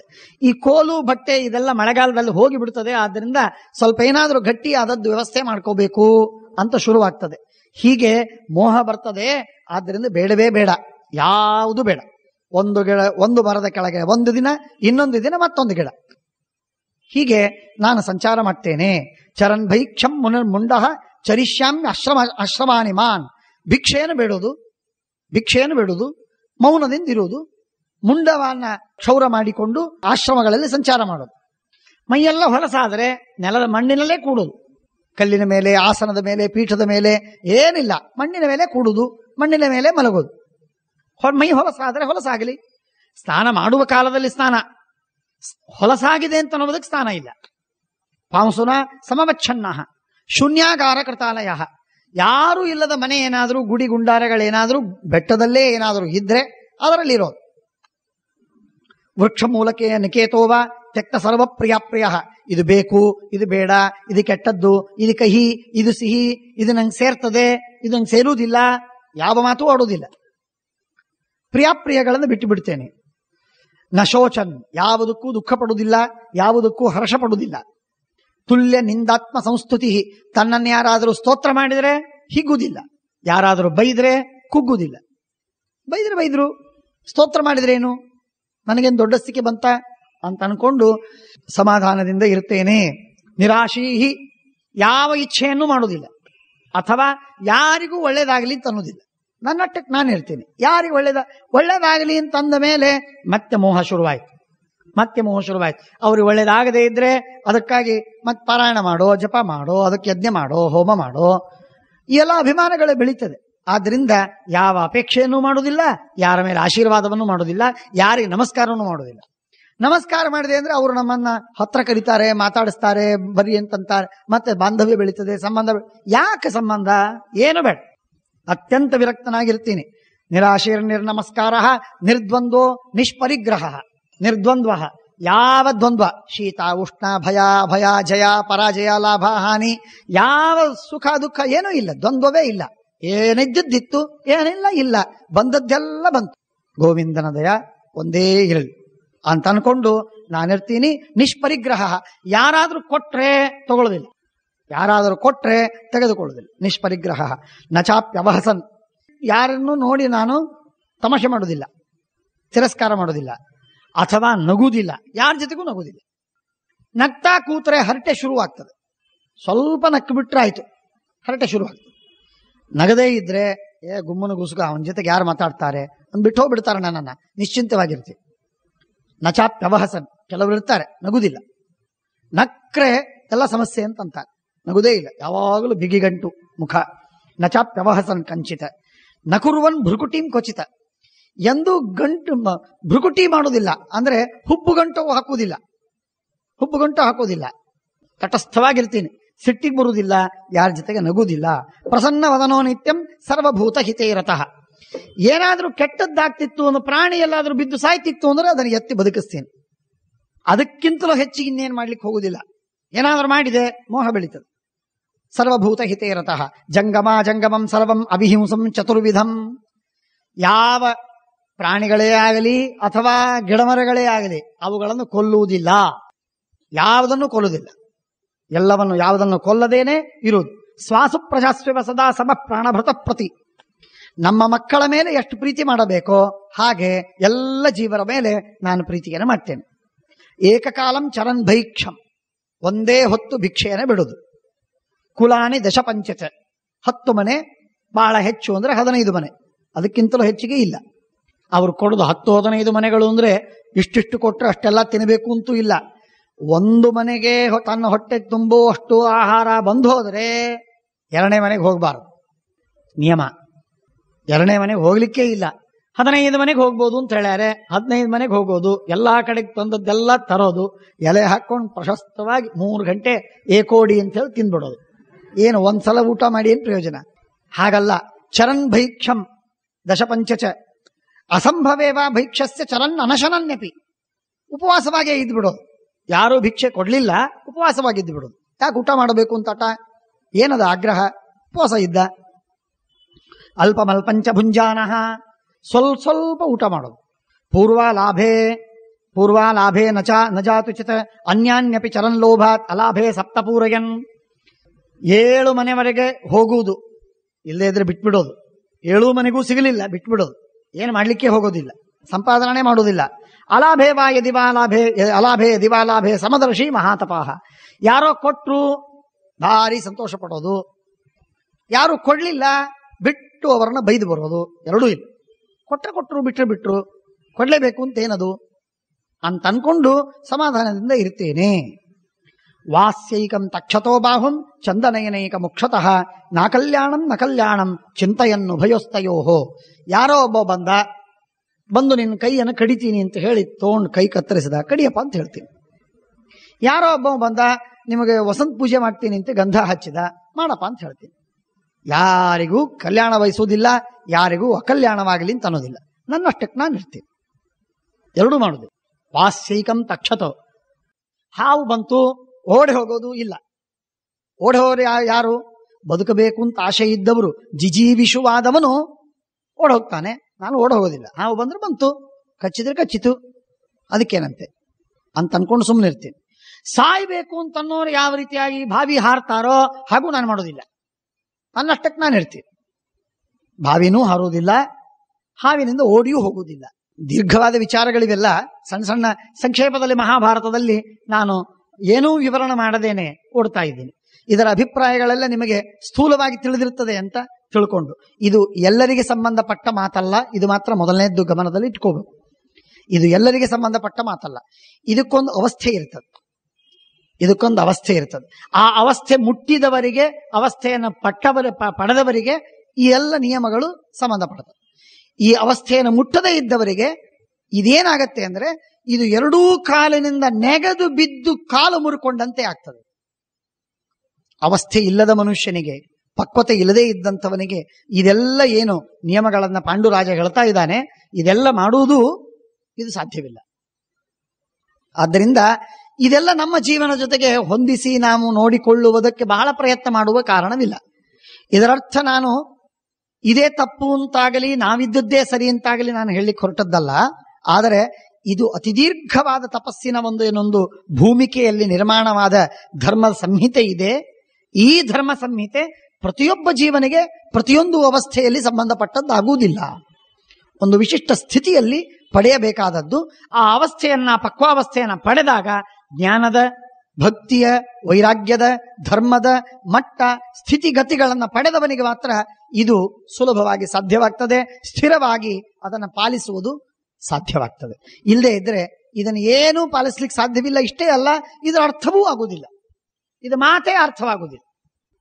ಹಾವಿನಿಂದ ನಾನು ಬದುಕಬೇಕು ಅಂತ ಇಚ್ಛೆ ಮಾಡುವುದಿಲ್ಲ ಅಂತ ಅನ್ನೋದು ಇದು ಏನಿದೆಲ್ಲ ಉಲ್ಟಾ ಸುಲ್ಟಾ ಕಾಣುತ್ತದೆ. ಹಾಗೆಲ್ಲ ತಿಳ್ಕೊಳ್ಳಿಕ್ಕೆ ಹೋಗಬೇಡಿ. ಇದು ಒಂದು ಸ್ಥಿತಿ, ಅವನಿಗೆ ಇದೆಲ್ಲ ಸಂಬಂಧಪಟ್ಟಂತಹ ವಿಷಯ. ಹಾಗಾಗಿ ಜೀವಿತ ಮರಣಂ ಚೈವ ನಾಭಿನಂದನ್ ನಚ ದ್ವಿಷನ್. ಬದುಕಬೇಕು ಅಂತನ್ನುವುದು ಬದುಕಿದಾಗ ಸಂತೋಷ ಪಡುವುದಿಲ್ಲ. ಹಾವು ಬಂತು, ಕಚ್ಚೋದಿತ್ತು, ಕಚ್ಚಲಿಲ್ಲ, ಹೋಯ್ತು ಅಂದದ್ದಕ್ಕೆ ಭಾರಿ ಖುಷಿ ಪಡುವುದಿಲ್ಲ. ನಾಭಿನಂದನ್. ಏನೋ ಚೇಳು ಬಂತು, ಕಚ್ಚಿಬಿಟ್ಟು, ಸಾಯೋ ಪ್ರಸಂಗ ಬಂತು, ಅದಕ್ಕೆ ದ್ವೇಷ ಮಾಡೋದು, ಸುಡುಗಾಡಿ ಚೇಳೆ ಬಂತು, ಕಚ್ಚಿತು, ಅದರಿಂದ ನನಗೇನು ತೊಂದರೆ ಆಯಿತು ಅಂತ ಅದನ್ನು ದ್ವೇಷ ಮಾಡೋದು, ಅದು ಮಾಡೋದು. ನಚ ದ್ವಿಷನ್. ನಾಭಿನಂದನ್ ನಚ ದ್ವಿಷನ್. ಯಾಃ ಕಾಶ್ಚಿತ್ ಜೀವತಾ ಶಕ್ಯಾ ಕರ್ತಮ್ ಅಭ್ಯುದೈಕ ಕ್ರಿಯಾ ತಾಃ ಸರ್ವಾ ಸಮತಿಕ್ರಮ್ಯ ನಿಮೇಷಾದಿ ವ್ಯವಸ್ಥಿತ. ಏನೇನು ಮನುಷ್ಯ ತನ್ನ ಹಿತಕ್ಕಾಗಿ ಸಕಾಮವಾಗಿ ಕರ್ಮವನ್ನು ಮಾಡ್ತಾನೋ, ಹೋಮ, ಹವನ, ಯಜ್ಞ, ದಾನ, ತಪಸ್ಸು, ಶಾಂತಿ, ಪೌಷ್ಟಿಕ ಕರ್ಮ, ಮತ್ತೊಂದು ಮುಗಿದೊಂದು, ಜಪ, ತಪ, ಅನುಷ್ಠಾನ, ಯಾವುದನ್ನು ನಾನು ಮಾಡೋದಿಲ್ಲ. ಏನ್ ಮಾಡ್ತಿ? ನಿಮೇಷಾದಿ ವ್ಯವಸ್ಥಿತ. ಯಾವುದನ್ನು ಮಾಡದೆ ಇರಬಾರದೋ ಅಂಥ ಕರ್ಮವನ್ನು ನಾನು ಮಾಡ್ತೀನಿ, ಹೊರತು ಹೆಚ್ಚಿನ ಕೆಲಸಗಳನ್ನು ಯಾವುದನ್ನೂ ಮಾಡುವುದಿಲ್ಲ. ತಾಸು ಚಾಪ್ಯನವಸ್ಥಾಸು ಚಕ್ತ ಸರ್ವೇಂದ್ರಿಯ ಕ್ರಿಯ ಸಂಪರಿಕ್ತ ಧರ್ಮಾರ್ಥ ಸುನಿರ್ನಿಕ್ತಾತ್ಮ ಕಲ್ಮಶಃ ನಿರ್ಮುಕ್ತ ಸರ್ವ ಪಾಪೇಭ್ಯೋ ವ್ಯತೀತ ಸರ್ವ ವಾಗುರಾಹ. ಎಲ್ಲ ವಾಗುರಗಳು, ವಾಗುರ ಅಂದ್ರೆ ಬಂಧನಗಳು, ಪಾಶಗಳು, ನಾನಾ ವಿಧವಾದ ಪಾಶಗಳಿವೆ. ಆ ಎಲ್ಲ ಪಾಶಗಳನ್ನು ಬಿಡಿಸಿಕೊಳ್ತೀನಿ. ಯಾರ ಸಲುವಾಗಿಯೂ, ಯಾರಿಗಾಗಿಯೂ, ಯಾವ ವ್ಯಕ್ತಿ, ಯಾವ ಪದಾರ್ಥ, ಚೇತನಾಚೇತನಗಳಿಂದ ಯಾವುದರಿಂದಲೂ ನನಗೆ ಪಾಶ ಆಗಿರಬಾರ್ದು, ಬಂಧನ ಆಗಿರಬಾರ್ದು. ನಾ ಮುಕ್ತ. ಹೆಂಡತಿಯೋ ಮಕ್ಕಳೋ ಹಣವೋ ಮನೆಯೋ ಯಾವುದೂ ನನಗೆ ಬಂಧನವಾಗಬಾರದು. ಹೀಗೆ ನಾನಿರುವವ. ನಿರ್ಮುಕ್ತ ಸರ್ವ ಪಾಪೇಭ್ಯ, ಕೆಟ್ಟ ಕೆಲಸ ಮಾಡುವುದಿಲ್ಲ. ನವಶೇ ಕಸ್ಯಚಿತ್ ತಿಷ್ಠನ್, ಯಾರ ಅಧೀನವಾಗಿಯೂ ಇರುವುದಿಲ್ಲ. ಸಧರ್ಮ ಮಾತರಿಶ್ವನಃ, ಗಾಳಿ ಇದ್ದಂತೆ. ಗಾಳಿ ಇದೆ ಅಂದ್ರೆ ಇದೆ, ಇಲ್ಲ ಅಂದ್ರೆ ಇಲ್ಲ. ಗಾಳಿ ಇದೆ ಅಂದ್ರೆ ಇಲ್ಲೇ ನಿಂತಿರ್ತದೇನದು. ಬೆಳಿಗ್ಗೆ ಎಷ್ಟು ಚೆನ್ನಾಗಿ ಗಾಳಿ ಇತ್ತು ಅಂತ ಅಂತೇವೆ, ಅದಲ್ಲೇ ನಿಂತಿರ್ತದ, ಹೋಗಿ ಬಿಟ್ಟಿರ್ತದ ಅದು. ಹಾಗೆ ಯಾರ ಸಂಪರ್ಕದಲ್ಲೂ ಇಲ್ಲ, ಎಲ್ಲರ ಸಂಪರ್ಕದಲ್ಲೂ ಇದ್ದಾನೆ. ಏತಯಾ ಸತತಂ ವೃತ್ಯ ಚರನ್ನೇವಂ ಪ್ರಕಾರಯ ದೇಹಂ ಸಂಸ್ಥಾಪಯಿಷ್ಯಾಮಿ ನಿರ್ಭಯಂ ಮಾರ್ಗಮಾಸ್ಥಿತಃ. ನಾಹಂ ಸುಕೃಪಣೆ ಮಾರ್ಗೆ ಸ್ವವೀರ್ಯಕ್ಷಯ ಶೋಚಿತೆ ಸ್ವಧರ್ಮಾತ್ ಸತತಾಪೇತೆ ಚರೇಯಂ ವೀರ್ಯವರ್ಜಿತಃ. ಈ ರೀತಿಯಾಗಿ ನಾನು ಎಲ್ಲರೂ ಯಾವ ರೀತಿಯಾಗಿ ಹಣಕಾಸಿನಿಂದ ಅಥವಾ ಮನೆ ಮಠಗಳಿಂದ, ಹೆಂಡತಿ ಮಕ್ಕಳಿಂದ, ಬಂಧು ಬಳಗದಿಂದ, ರಾಜ್ಯೈಶ್ವರ್ಯಗಳಿಂದ ಬದ್ಧರಾಗಿ ಸಂಸಾರದಲ್ಲಿ ಇರ್ತಾರೋ ಆ ರೀತಿಯಾಗಿ ನಾನು ಇರುವುದನ್ನ ನಾನು ಅಪೇಕ್ಷಿಸುವುದಿಲ್ಲ, ಎಲ್ಲವನ್ನು ಬಿಟ್ಟಿರ್ತೇನೆ ಎಂಬುದಾಗಿ ಏವ ಮುಕ್ತ ಸುದುಃಖಾರ್ಥಃ ನಿಶ್ವಾಸ ಪರಮೋ ನೃಪಃ ಅವೇಕ್ಷಮಾಣ ಕುಂತಿಂಚ ಮಾದ್ರಿಂಚ ಸಮಭಾಷತ. ಕುಂತಿ ಮಾದ್ರಿಯರು ಇವನು ಏಕಾಂತದಲ್ಲಿ ಕೂತು ಇವೆಲ್ಲ ಆಲೋಚನೆ ಮಾಡಿದ. ಕುಂತಿ ಮಾದ್ರಿಯರು ಎದುರಿಗೆ ಕಂಡ್ರು, ಅವರನ್ನು ಕರೆದು ಮಾತು ಹೇಳ್ತಾನೆ. ಕುಂತಿ ಮಾದ್ರಿ, ನಾನು ಈ ಸಂಕಲ್ಪವನ್ನು ಮಾಡಿದ್ದೇನೆ. ಕಿಂದಮರರ ಶಾಪ ನನಗಾಗಿದೀಗ. ನಾನು ಸ್ತ್ರೀ ಸಹವಾಸವನ್ನು ಮಾಡಿದರೆ ಸತ್ತೋಗ್ತೇನೆ ಅಂತ ನನಗೆ ಹೇಳಿದ್ದಾರೆ. ಆದ್ದರಿಂದ ನನಗೆ ಇನ್ನು ಸಂಸಾರದಲ್ಲಿ ನನಗೆ ಇರುವ ಇಚ್ಛೆ ನನಗಿಲ್ಲ, ನಾನು ಬಿಟ್ಟು ಹೋಗ್ತೀನಿ, ನಿಮ್ಮನ್ನು ಬಿಟ್ಟು ಹೋಗಿಬಿಡ್ತೇನೆ ನಾನು. ಕೌಸಲ್ಯ ವಿದುರಕ್ಷತ್ತ ರಾಜಾ ಸಹ ಬಂಧುಭಿ ಆರ್ಯ ಸತ್ಯವತಿ ಭೀಷ್ಮಸ್ತೇಚ ರಾಜಪುರೋಹಿತಾ ಎಲ್ಲರಿಗೆ ಹೇಳಿ ಪಾಂಡು ಪ್ರವ್ರಜಿತೋ ವನೆ. ಪಾಂಡುರಾಜ ವನದಲ್ಲಿ ಮತ್ತೆ ಸನ್ಯಾಸವನ್ನು ಸ್ವೀಕಾರ ಮಾಡಿಕೊಂಡು ಹೋದ ಅಂತ ಹೇಳಿಬಿಡಿ. ಅನ್ಯೇಪಿ ಹ್ಯಾಶ್ರಮಸ್ತಂತಿ ಯೇ ಶಕ್ಯ ಭರತಋಷಭ ಆವಾಭ್ಯಾಂ ಸಹ ವಸ್ತುಂ ವೈ ಧರ್ಮಮಾಶ್ರಿತ್ಯ ವಿಚಿದ್ಯತಾಂ. ಇಷ್ಟು ತನ್ನ ಎಲ್ಲ ವಿಚಾರಗಳನ್ನು ಕೂಡ ಕುಂತಿಯ ಎದುರಲ್ಲಿ ಹೇಳಿದ, ಮಾದ್ರಿಗೂ ಹೇಳಿದ. ಆದರೆ ಕುಂತಿ ಈ ಮಾತನ್ನು ಒಪ್ಪಲಿಲ್ಲ. ಕುಂತಿ ಅತ್ಯಂತ ಬಲಿಷ್ಠವಾಗಿ ಅದನ್ನು ವಿರೋಧ ಮಾಡ್ತಾಳೆ. ಅವಳು ಹೇಳ್ತಾಳೆ, ಸಾಧ್ಯವಿಲ್ಲ, ನೀವು ಸನ್ಯಾಸ ತೆಗೆದುಕೊಳ್ಬೇಡಿ. ಆದರೆ ನೀವು ಸನ್ಯಾಸ ತೆಗೆದುಕೊಳ್ಳದೇ ಇದ್ರೂ ಚಿಂತೆ ಇಲ್ಲ, ನೀವು ಕೂಡಿ ಇರಬೇಕು. ನಾವು ನಿಮ್ಮನ್ನು ಬಿಟ್ಟು ಇರುವುದು ಸಾಧ್ಯವೇ ಇಲ್ಲ. ಬೇರೆ ಆಶ್ರಮಗಳಿವೆ, ಸನ್ಯಾಸ ಬಿಟ್ಟು ಬೇರೆ ಆಶ್ರಮವಿದೆ, ವನಪ್ರಸ್ಥಾಶ್ರಮ ಇದೆ. ಆ ವನಪ್ರಸ್ಥಾಶ್ರಮದಲ್ಲಿ ಇರೋಣ, ಗೃಹಸ್ಥಾಶ್ರಮ ಬೇಡ. ಆದರೆ ನೀವು ವಿಯುಕ್ತರಾಗಿ ಇರುವುದು ನಮಗೆ ಸಾಧ್ಯವಿಲ್ಲ. ನಾವು ಊರಿಗೆ ಹೋಗುವುದು ನಮಗಾಗುವುದು ಆಗದೇ ಇದ್ದ ಮಾತು. ದಯವಿಟ್ಟು ನಮಗೆ ಒತ್ತಾಯ ಮಾಡಬೇಡಿ, ನಾವು ಹೋಗುವುದಿಲ್ಲ. ಯದಿಚಾವಾಂ ಮಹಾಪ್ರಾಜ್ಞೆ, ಇನ್ನು ಒತ್ತಾಯ ಮಾಡಿ ನೀನೇನಾದರೂ ಸನ್ಯಾಸವನ್ನೇ ತೆಗೆದುಕೊಳ್ಳುವುದು ಅಂತ ನಿಶ್ಚಯ ಮಾಡಿದ್ದಾದರೆ ನಾನು ಇಂದೇ ಪ್ರಾಣವನ್ನು ಬಿಟ್ಟೆ ಅಂತ ಕುಂತಿ ಹೇಳ್ತಾ ಇದ್ದಾಳೆ. ಯದಿ ವ್ಯವಸ್ಥಿತಂ ಹೇತತ ಯುವಯೋರ್ ಧರ್ಮ ಸಂಹಿತಂ ಸ್ವವೃತ್ತಮನುವೃತ್ತಿಷ್ಯೆ ತಾಮಹಂ ಪಿತರವ್ಯಯಂ ತ್ಯಕ್ವಾ ಗ್ರಾಮ್ಯ ಸುಖಾಹಾರಂ. ಹೀಗೆ ಅಂತಂದಾಗ ಪಾಂಡುರಾಜ ಬಾಗಿದ. ಆಯ್ತು, ಸರಿ, ಕುಂತಿ ಹೇಳಿದ ಮಾತು ಅವನಿಗೆ ತೆಗೆದುಹಾಕಲಿಕ್ಕೆ ಸಾಧ್ಯವಾಗಲಿಲ್ಲ. ನಾವು ಕುಂತಿಯ ಕೆಲವು ಸಂದರ್ಭಗಳಲ್ಲೇನೆ ಅವಳ ಡೆಲಿಬರೇಷನ್ ನೋಡ್ತೇವೆ. ಅವುಗಳನ್ನು ನೋಡಿದಾಗ, ಅವಳ ವಿಚಾರಗಳನ್ನು ಕೇಳಿದಾಗ ನಮಗೆ ಬಹಳ ಸ್ಪಷ್ಟವಾಗಿ ಗೊತ್ತಾಗ್ತದೆ. ಕುಂತಿ ಬಹಳ ಮ್ಯಾಚ್ಯೂರ್ಡ್ ಇದ್ಲು, ಬಹಳ ಪಕ್ವಳಾಗಿದ್ಲು, ತಿಳುವಳಿಕೆ ಬಹಳ ಇತ್ತು. ಅವಸರದಲ್ಲಿ ಯಾವ ನಿರ್ಧಾರವನ್ನು ಕೈಗೊಳ್ಳುತ್ತಿರಲಿಲ್ಲ, ವಿಚಾರ ಮಾಡಿಯೇ ಹೆಜ್ಜೆ ಇಡ್ತಿದ್ಲು. ಇದು ಕುಂತಿಯ ಸ್ವಭಾವ. ಕುಂತಿಯ ಪ್ರಸಂಗ ಇಲ್ಲಿಂದ ಆರಂಭ ಮಾಡಿಕೊಂಡು ಕೊನೆಯವರೆಗೂ, ಯುದ್ಧವಾದ ಮೇಲೆ ರಾಜ್ಯವನ್ನು ಪಡೆದ ಮೇಲೂ ಕುಂತಿ ಇರ್ತಾಳೆ. ಅಲ್ಲಿಯವರೆಗೂ ಕುಂತಿಯ ಮಾತನ್ನು ನಾವು ಕೇಳ್ತೇವೆ. ಆದರೆ ಕುಂತಿಯ ಹೇಳಿದ ಮಾತು, ಅವಳ ಉಪದೇಶಗಳು ಅನೇಕ ಸಂದರ್ಭಗಳಲ್ಲಿ ಬರ್ತದೆ. ಅತಿಯಾಗಿ ಬರೆದಿದ್ದರೂ ಅನೇಕ ಸಂದರ್ಭಗಳಲ್ಲಿ ಬರ್ತದೆ. ಆ ಎಲ್ಲ ಉಪದೇಶಗಳು ಕೂಡ ಅಷ್ಟೇ ಪಕ್ವವಾದ ಉಪದೇಶಗಳು. ಯಾವ ಉಪದೇಶದ ಮಾತು, ಕುಂತಿಯ ಮಾತು ಇದು ಅಪಕ್ವತೆಯಿಂದ ಆಡಿದ್ದು, ತಿಳುವಳಿಕೆ ಇಲ್ಲದೆ ಮಾತಾಡಿದ್ದು, ಅಥವಾ ಬಾಲಿಶವಾದ ಮಾತಿದು, ಚೈಲ್ಡಿಶ್ ಅನ್ನುವಂತಹ ಒಂದು ಮಾತು ಮಹಾಭಾರತದಲ್ಲಿ ಬರುವುದಿಲ್ಲ. ಇದು ಕುಂತಿಯ ಅಗಾಧವಾದ ವ್ಯಕ್ತಿತ್ವವನ್ನು ನೋಡಿದಾಗ ಆಶ್ಚರ್ಯವಾಗ್ತದೆ. ರಾಗದ್ವೇಷಗಳಿಗೆ ಬಲಿಯಾಗಿ ಗಾಂಧಾರಿಯಂತಹ ಮಹಾದೇವತೆ, ಮಹಾ ಮಹಿಳೆ, ಅವಳು ಕೂಡ ತನ್ನ ರಾಗದ್ವೇಷಗಳಿಗೆ ಬಲಿಯಾಗಿ ಕೃಷ್ಣನಿಗೆ ಶಾಪ ಕೊಡ್ತಾಳೆ, ಧರ್ಮರಾಜನನ್ನ ಬೈತಾಳೆ, ದುರ್ಯೋಧನನನ್ನ ಎಷ್ಟೋ ಸಲ ವಿರೋಧ ಮಾಡಿಯೂ ದುರ್ಯೋಧನನಿಗೆ ಹಿತವಾಗಲಿ ಅಂತ ಅಪೇಕ್ಷೆ ಪಡ್ತಾಳೆ. ದ್ರೌಪದಿಯ ಅಪಮಾನವಾಗ್ತಾ ಇರುವಾಗ ಅದನ್ನು ಸಹಿಸ್ತಾಳೆ. ಹೀಗೆ ಅನೇಕ ಸಂದರ್ಭಗಳಲ್ಲಿ, ಒಂದಲ್ಲ ಎರಡಲ್ಲ, ಅನೇಕ ಸಂದರ್ಭಗಳಲ್ಲಿ ಗಾಂಧಾರಿಯಿಂದ ಅಪಚಾರವಾದದ್ದುಂಟು. ನಾನು ಈ ಮಾತನ್ನು ಯಾಕೆ ಹೇಳ್ತಾ ಇದ್ದೀನಿ ಅಂತಂದ್ರೆ, ಗಾಂಧಾರಿಯ ಬಹಳ ಗೌರವವನ್ನ ಹೇಳುವ ಅನೇಕ ಜನರಿದ್ದಾರೆ. ಎಷ್ಟು ಕಷ್ಟವನ್ನು ಪಡೆದರೂ ಕೂಡ ಆ ಕಷ್ಟವನ್ನ ಅತ್ಯಂತ ತಾಳ್ಮೆಯಿಂದ, ವಿವೇಕದಿಂದ, ಬುದ್ಧಿವಂತಿಕೆಯಿಂದ ಸಹನೆ ಮಾಡಿದವಳು ಕುಂತಿ. ಆದರೆ ಅಷ್ಟಾಗಿಯೂ ಪ್ರತೀಕಾರದಲ್ಲಿ ಅತ್ಯಂತ ಮೈಲ್ಡೆಸ್ಟ್ ಪ್ರತೀಕಾರ ಅಂದ್ರೆ ಕುಂತಿದ್ದು. ಇದು ಈ ಒಂದು ಮ್ಯಾಚುರಿಟಿ ಅಂತ ಏನಂತಾರೆ, ಪಕ್ವತೆ ಅಂತ ಏನು ಕರಿತೇವೆ, ಆ ಪಕ್ವತೆ ಅವಳಲ್ಲಿ ತುಂಬಿ ಕಾಣುತ್ತದೆ. ಹೆಣ್ಣಿಗೆ ಬೇಕಾದ ಪಕ್ವತೆಯನ್ನು ಕುಂತಿಯಲ್ಲಿ ನೋಡುವಷ್ಟು ಇನ್ನೆಲ್ಲಿ ನೋಡ್ಲಿಕ್ಕೆ ಸಾಧ್ಯವಿಲ್ಲ. ಇದನ್ನು ನಾವು ಚೆನ್ನಾಗಿ ಅರ್ಥ ಮಾಡ್ಕೋಬೇಕು. ಕುಂತಿಯ ಒಂದು ಪಾತ್ರವನ್ನ ಚಿಂತನೆ ಮಾಡುವಾಗ, ಕುಂತಿಯ ಪಾತ್ರದಿಂದ ನಾವು ಗಳಿಸಬೇಕಾದ ಉಪದೇಶಗಳನ್ನ ಪಡೆಯುವಾಗ ಈ ಒಂದು ಮಾತನ್ನ ನೆನಪಿಟ್ಕೋಣ. ಇನ್ನು ಮುಂದಿನ ಅನೇಕ ಸಂದರ್ಭಗಳಲ್ಲೂ ಈ ಮಾತುಗಳು ಬರ್ತದೆ. ಇದು ಮೊದಲನೇ ಮಾತು. ಇದು ಅವಳು ಹೇಳ್ತಾಳೆ, ತ್ಯಕ್ತ್ವಾ ಗ್ರಾಮ್ಯ ಸುಖಾರಾಮ್. ಇದನ್ನು ಹೇಳಿದಾಗ ಆಗಿಂದಾಗ ಪಾಂಡುರಾಜ ನಿರ್ಧಾರ ಮಾಡಿದ, ಸರಿ ಕುಂತಿ ಹೇಳಿದಂತೆ ಮಾಡೋದು. ನಾನು ಮಹಾಭಾರತವನ್ನು ಅಧ್ಯಯನ ಮಾಡಿದಾಗ ನನಗೆ ಅನಿಸಿದ ಒಂದು ಮಾತು, ಕುಂತಿ ಎಲ್ಲೇ ಏನು ಮಾತು ಹೇಳ್ತಾಳೆ ಅದನ್ನು ಕಿತ್ತಿ ಹಾಕಿದವರು, ತೆಗೆದು ಹಾಕಿದವರು ಯಾರೂ ಇಲ್ಲ. ಅಷ್ಟು ಸರಿಯಾದ ಮಾತನ್ನು ಹೇಳಿದ್ದುಂಟು. ಅದು ಪಾಂಡುವೇ ಆಗಿರಬಹುದು, ಅಥವಾ ಧರ್ಮರೇ ಆಗಿರಬಹುದು, ಭೀಷ್ಮರಾಗಿರಬಹುದು, ಅಥವಾ ಪಾಂಡವರ ಪಕ್ಷದವರು, ಇನ್ನು ಮುಂದೆ ಕೃಷ್ಣನೇ ಆಗಿರಬಹುದು, ದ್ರೌಪದಿ ಆಗಿರಬಹುದು. ಯಾರೂ ಕುಂತಿಯ ಮಾತನ್ನ ನಿಷೇಧಿಸಿದ್ದಿಲ್ಲ. ಕುಂತಿ ಹೇಳಿದ ಮಾತು ವಾಸ್ತವ, ಸತ್ಯ ಅಂತ ಒಪ್ಪಿದೆ. ಇದು ಕುಂತಿಯ ವರ್ಚಸ್ಸಿನ, ಕುಂತಿಯ ಒಂದು ಶುದ್ಧಿಯ, ಅವಳ ಧೀಮಂತಿಕೆಯ ಒಂದು ಕುರುಹು ಅಂತ ನಾವು ತಿಳ್ಕೊಳ್ಳಿಕ್ಕೆ ತಪ್ಪಿಲ್ಲ.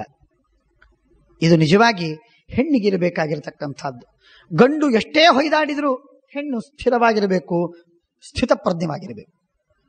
ಅದರಿಂದ ಮನೆ ಅಥವಾ ಕುಟುಂಬ ಅಥವಾ ಒಂದು ಸಮಸ್ತವಾದ ಕುಲ, ವಂಶ ಸ್ಥಿರವಾಗಿರ್ತದೆ. ಹೆಣ್ಣಿನ ಮೇಲೆ ಬಹಳ ಅವಲಂಬಿಸಿದೆ. ಆ ಲೆಕ್ಕದಲ್ಲಿ ತ್ಯಕ್ತ್ವಾ ಗ್ರಾಮ್ಯ ಸುಖಾಹಾರಂ ತಪ್ಯಮಾನೋ ಮಹತ್ತಪಃ ವಲ್ಕಲಿ ಫಲಮೂಲಾಶಿ ಚರಿಷ್ಯಾಮಿ ಮಹಾವನೆ ಅಗ್ನೌಷ್ಕನ್ನುಭವು ಕಾಲವು. ಸರಿ, ನಾನು ಹಾಗಾದರೆ ವನಪ್ರಸ್ಥದಲ್ಲಿ ಇರ್ತೇನೆ. ವನಪ್ರಸ್ಥನಾದವನು ಹೇಗಿರಬೇಕು ಅಂತ ನಮ್ಮದನ್ನು ಹೇಳ್ತಾನೆ. ಗ್ರಾಮ್ಯ ಸುಖಾಹಾರಂ, ಯಾವ ತಿಂಡಿ ತಿನಿಸುಗಳನ್ನು ತಿನ್ನತಕ್ಕದ್ದಲ್ಲ. ತಿಂಡಿ ತಿನಿಸುಗಳನ್ನು ತಿನ್ನುವುದು ಪ್ರಾರಂಭವಾಯಿತು ಅಂದ್ರೆ ಅವನು ಗೃಹಸ್ಥ. ಮತ್ತೆ ಅವನಿಗೆ ಮೋಹ, ಎಳೆತ, ಬಂಧನ, ವಾಗುರ, ಪಾಶಗಳು ಎಲ್ಲ ಶುರುವಾಯಿತು. ಅದ್ಯಾವುದೂ ಇಲ್ಲದಂತೆ ಏಕಾಂತವಾಗಿರು. ಗ್ರಾಮ್ಯ ಸುಖಾಹಾರಂ ತಪ್ಯಮಾನೋ ಮಹತ್ತಪಃ, ಅತ್ಯಂತ ಘೋರವಾದ ತಪಸ್ಸನ್ನ ಮಾಡುವುದು. ವಲ್ಕಲಿ, ನಾರು ಬಟ್ಟೆಯನ್ನು ಉಟ್ಟು, ಫಲಮೂಲಾಶಿ, ಹಣ್ಣು ಬೇರು ಇವುಗಳನ್ನು ತಿಂದು, ಚರಿಷ್ಯಾಮಿ ಮಹಾವನೆ ಅಗ್ನೌ ಜುಹ್ವನ್, ಅಗ್ನಿಯಲ್ಲಿ ಯಜ್ಞವನ್ನು ಮಾಡ್ತಾ, ಹೋಮಗಳನ್ನು ಮಾಡ್ತಾ, ಕಾಲವು ಉಭವು ಕಾಲವು ಉಪಸ್ಪೃಶನ್, ಎರಡೂ ಹೊತ್ತು ಸ್ನಾನವನ್ನು ಮಾಡ್ತಾ, 3 ಕಾಲವು ಸ್ನಾನ ಮಾಡುವುದು ಕಂಡಿದೆ. ಕೃಷ ಪರಿಮಿತಾಹಾರ ಚೀರ ಚರ್ಮ ಜಟಾಧರ, ಪರಿಮಿತವಾದ ಆಹಾರ, ಇಷ್ಟು ಆಹಾರ. ಲೆಕ್ಕವಿಲ್ಲದೆ ಆಹಾರವನ್ನು ತಿನ್ನುವುದಲ್ಲ, ಲೆಕ್ಕ ಮಾಡಿಕೊಂಡೇ ತಿನ್ನುವುದು. ಆಹಾರವನ್ನು ಲೆಕ್ಕ ಮಾಡಿಕೊಂಡೇ ತಿನ್ನುವುದರಿಂದ ಅದರಿಂದ ಒಂದು ಸಂಯಮ ಬರ್ತದೆ, ವಿಚಿತ್ರವಾದ ಸಂಯಮ ಬರ್ತದೆ. ಕೃಷ ಪರಿಮಿತ ಆಹಾರ ಚೀರ ಚರ್ಮ ಜಟಾಧರ, ಹರಕು ಬಟ್ಟೆ ಅಥವಾ ಚರ್ಮದ ಬಟ್ಟೆ ಅವುಗಳನ್ನ ಉಟ್ಟಿರ್ತೇನೆ, ಜಟೆಯನ್ನು ಬಿಟ್ಟಿರ್ತೇನೆ. ಶೀತ ವಾತಾತಪಸಹ, ಬಿಸಿಲಾಗಲಿ ಚಳಿಯಾಗಲಿ ಮಳೆಯಾಗಲಿ ಏನೇ ಇರಲಿ ಅದನ್ನು ಸಹನ ಮಾಡುವುದು. ಕ್ಷುತ್ಪಿಪಾಸ ಅನವೇಕ್ಷಕ, ಹಸಿವಾಯಿತು ಅನ್ನುವುದಕ್ಕೆ ಏನೋ ಹಣ್ಣು ಸಿಕ್ಕಿತು ತಿನ್ನುವುದು ಅಲ್ಲ. ಹಸಿವಾಯಿತು ಇದಕ್ಕಾಗಿ ತಿನ್ನುವುದಲ್ಲ, ತಿನ್ನಬೇಕು, ಇವತ್ತು ಬದುಕುವುದಕ್ಕಾಗಿ ತಿನ್ನಬೇಕು, ಅದಕ್ಕಾಗಿ ಒಂದು ಹೊತ್ತು ತಿನ್ನು. ಕ್ಷುತ್ಪಿಪಾಸಗಳಿಗಾಗಿ ಮತ್ತೆ ಮೊದಲೇ ವಿಚಾರ ಮಾಡಿ ಹಸಿವಾಗತ್ತೆ 8 ಗಂಟೆಗೆ 9ಕ್ಕೆ ಏನ್ ಮಾಡಬೇಕು, ಇದೆಲ್ಲ ಪ್ಲಾನ್ ಹಾಕಿ ನಾವು ಅಡಿಗೆ ಮಾಡ್ತಿರ್ತೇವೆ, ಪ್ಲಾನ್ ಹಾಕಿ ರೆಡಿ ಮಾಡ್ತೇವೆ. ಇದೆಲ್ಲ ಮೇನೂ ಸಿದ್ಧವಾಗುವುದು ನಾಲಿಗೆಯ ರುಚಿ, ಹೊಟ್ಟೆಯ ಹಸಿವು ಇವೆರಡೂ ನೋಡಿಕೊಂಡು ಆಗ್ತಿರ್ತದೆ. ಅದು ಯಾವುದಿಲ್ಲ. ಕ್ಷುತ್ಪಿಪಾಸ ಅನವೇಕ್ಷಕ, ಕ್ಷುತ್ಪಿಪಾಸಗಳನ್ನೆರಡನ್ನೂ ಆಲೋಚನೆ ಮಾಡದೆ ಇದ್ದು ಬಿಡ್ತೀವಿ. ತಪಸಾ ದುಶ್ಚರೇಣೇದಂ ಶರೀರಂ ಉಪಶೋಷಯನ್ ಏಕಾಂತಶೀಲಿ ವಿಮೃಶನ್ ಪಕ್ವಾಪಕ್ವೇನ ವರ್ತಯನ್. ಏನಾದರೂ ಬೇಯಿಸಿದ್ದೇನಾದರೂ ಕೊಟ್ರೆ ತಿನ್ನೋದು, ಇಲ್ಲವಾದರೆ ಅಪಕ್ವವಾಗಿರತಕ್ಕಂತಹ ಗಡ್ಡೆ ಗೆಣಸುಗಳನ್ನೇ ತಿಂದು ಬಿಡೋದು. ಏಕಾಂತದಲ್ಲಿ ಇರೋದು, ಯಾರ ಜೊತೆಗೆ ಮಾತಾಡೋದಿಲ್ಲ. ಬಹಳ ಮಾತಾಡ್ಲಿಕ್ಕೆ ಶುರುವಾದರೆ ಟೀಕಾ ಟಿಪ್ಪಣಿಗಳು, ಖಂಡನ ಮಂಡನಗಳೆಲ್ಲ ಶುರುವಾಗ್ತದೆ. ಕೆಟ್ಟ ಮಾತುಗಳೆಲ್ಲ ಬಂದು ಹೋಗ್ಬಿಡ್ತದೆ ಬಾಯಿಯಿಂದ. ಅದರಿಂದ ಅನರ್ಥವಾಗುತ್ತೆ. ಪಿತೃನ್ ದೇವಾಂಶ ವನ್ಯೇನ ವಾಗ್ಭಿರದ್ಭಿಶ್ಚ ತರ್ಪಯನ್. ಒಳ್ಳೆ ದೇವತೆಗಳನ್ನ, ಪಿತೃಗಳನ್ನ ಭಾರಿ ಉತ್ತಮ ರೀತಿಯಲ್ಲಿ ಅವರಿಗೆ ಸಂತೋಷಗೊಳಿಸುವಂತೆ ತರ್ಪಣಾದಿಗಳನ್ನು ಕೊಡುವುದು. ವಾನಪ್ರಸ್ಥ ಜನಸ್ಯಾಪಿ ದರ್ಶನಂ ಕುಲವಾಸಿನಃ ನಾಪ್ರಿಯಾಣ್ಯ ಆಚರಿಷ್ಯಾಮಿ ಕಿಂ ಪುನರ್ಗ್ರಾಮವಾಸಿನ. ಊರಿಗೆ ಹೋಗೋದೇ ಇಲ್ಲ, ಹೋದರೂ ಯಾರಿಗೇನು ಅಪ್ರಿಯವನ್ನು ಮಾಡುವುದಿಲ್ಲ. ನನ್ನ ಕೆಲಸ ನಾನು ಮಾಡಿಕೊಂಡು ಸುಮ್ಮನೆ ನನ್ನಷ್ಟಕ್ಕೆ ನಾನು ಇರ್ತೀನಿ, ಯಾರ ಜೊತೆಗೆ ಹೋಗುವುದಿಲ್ಲ.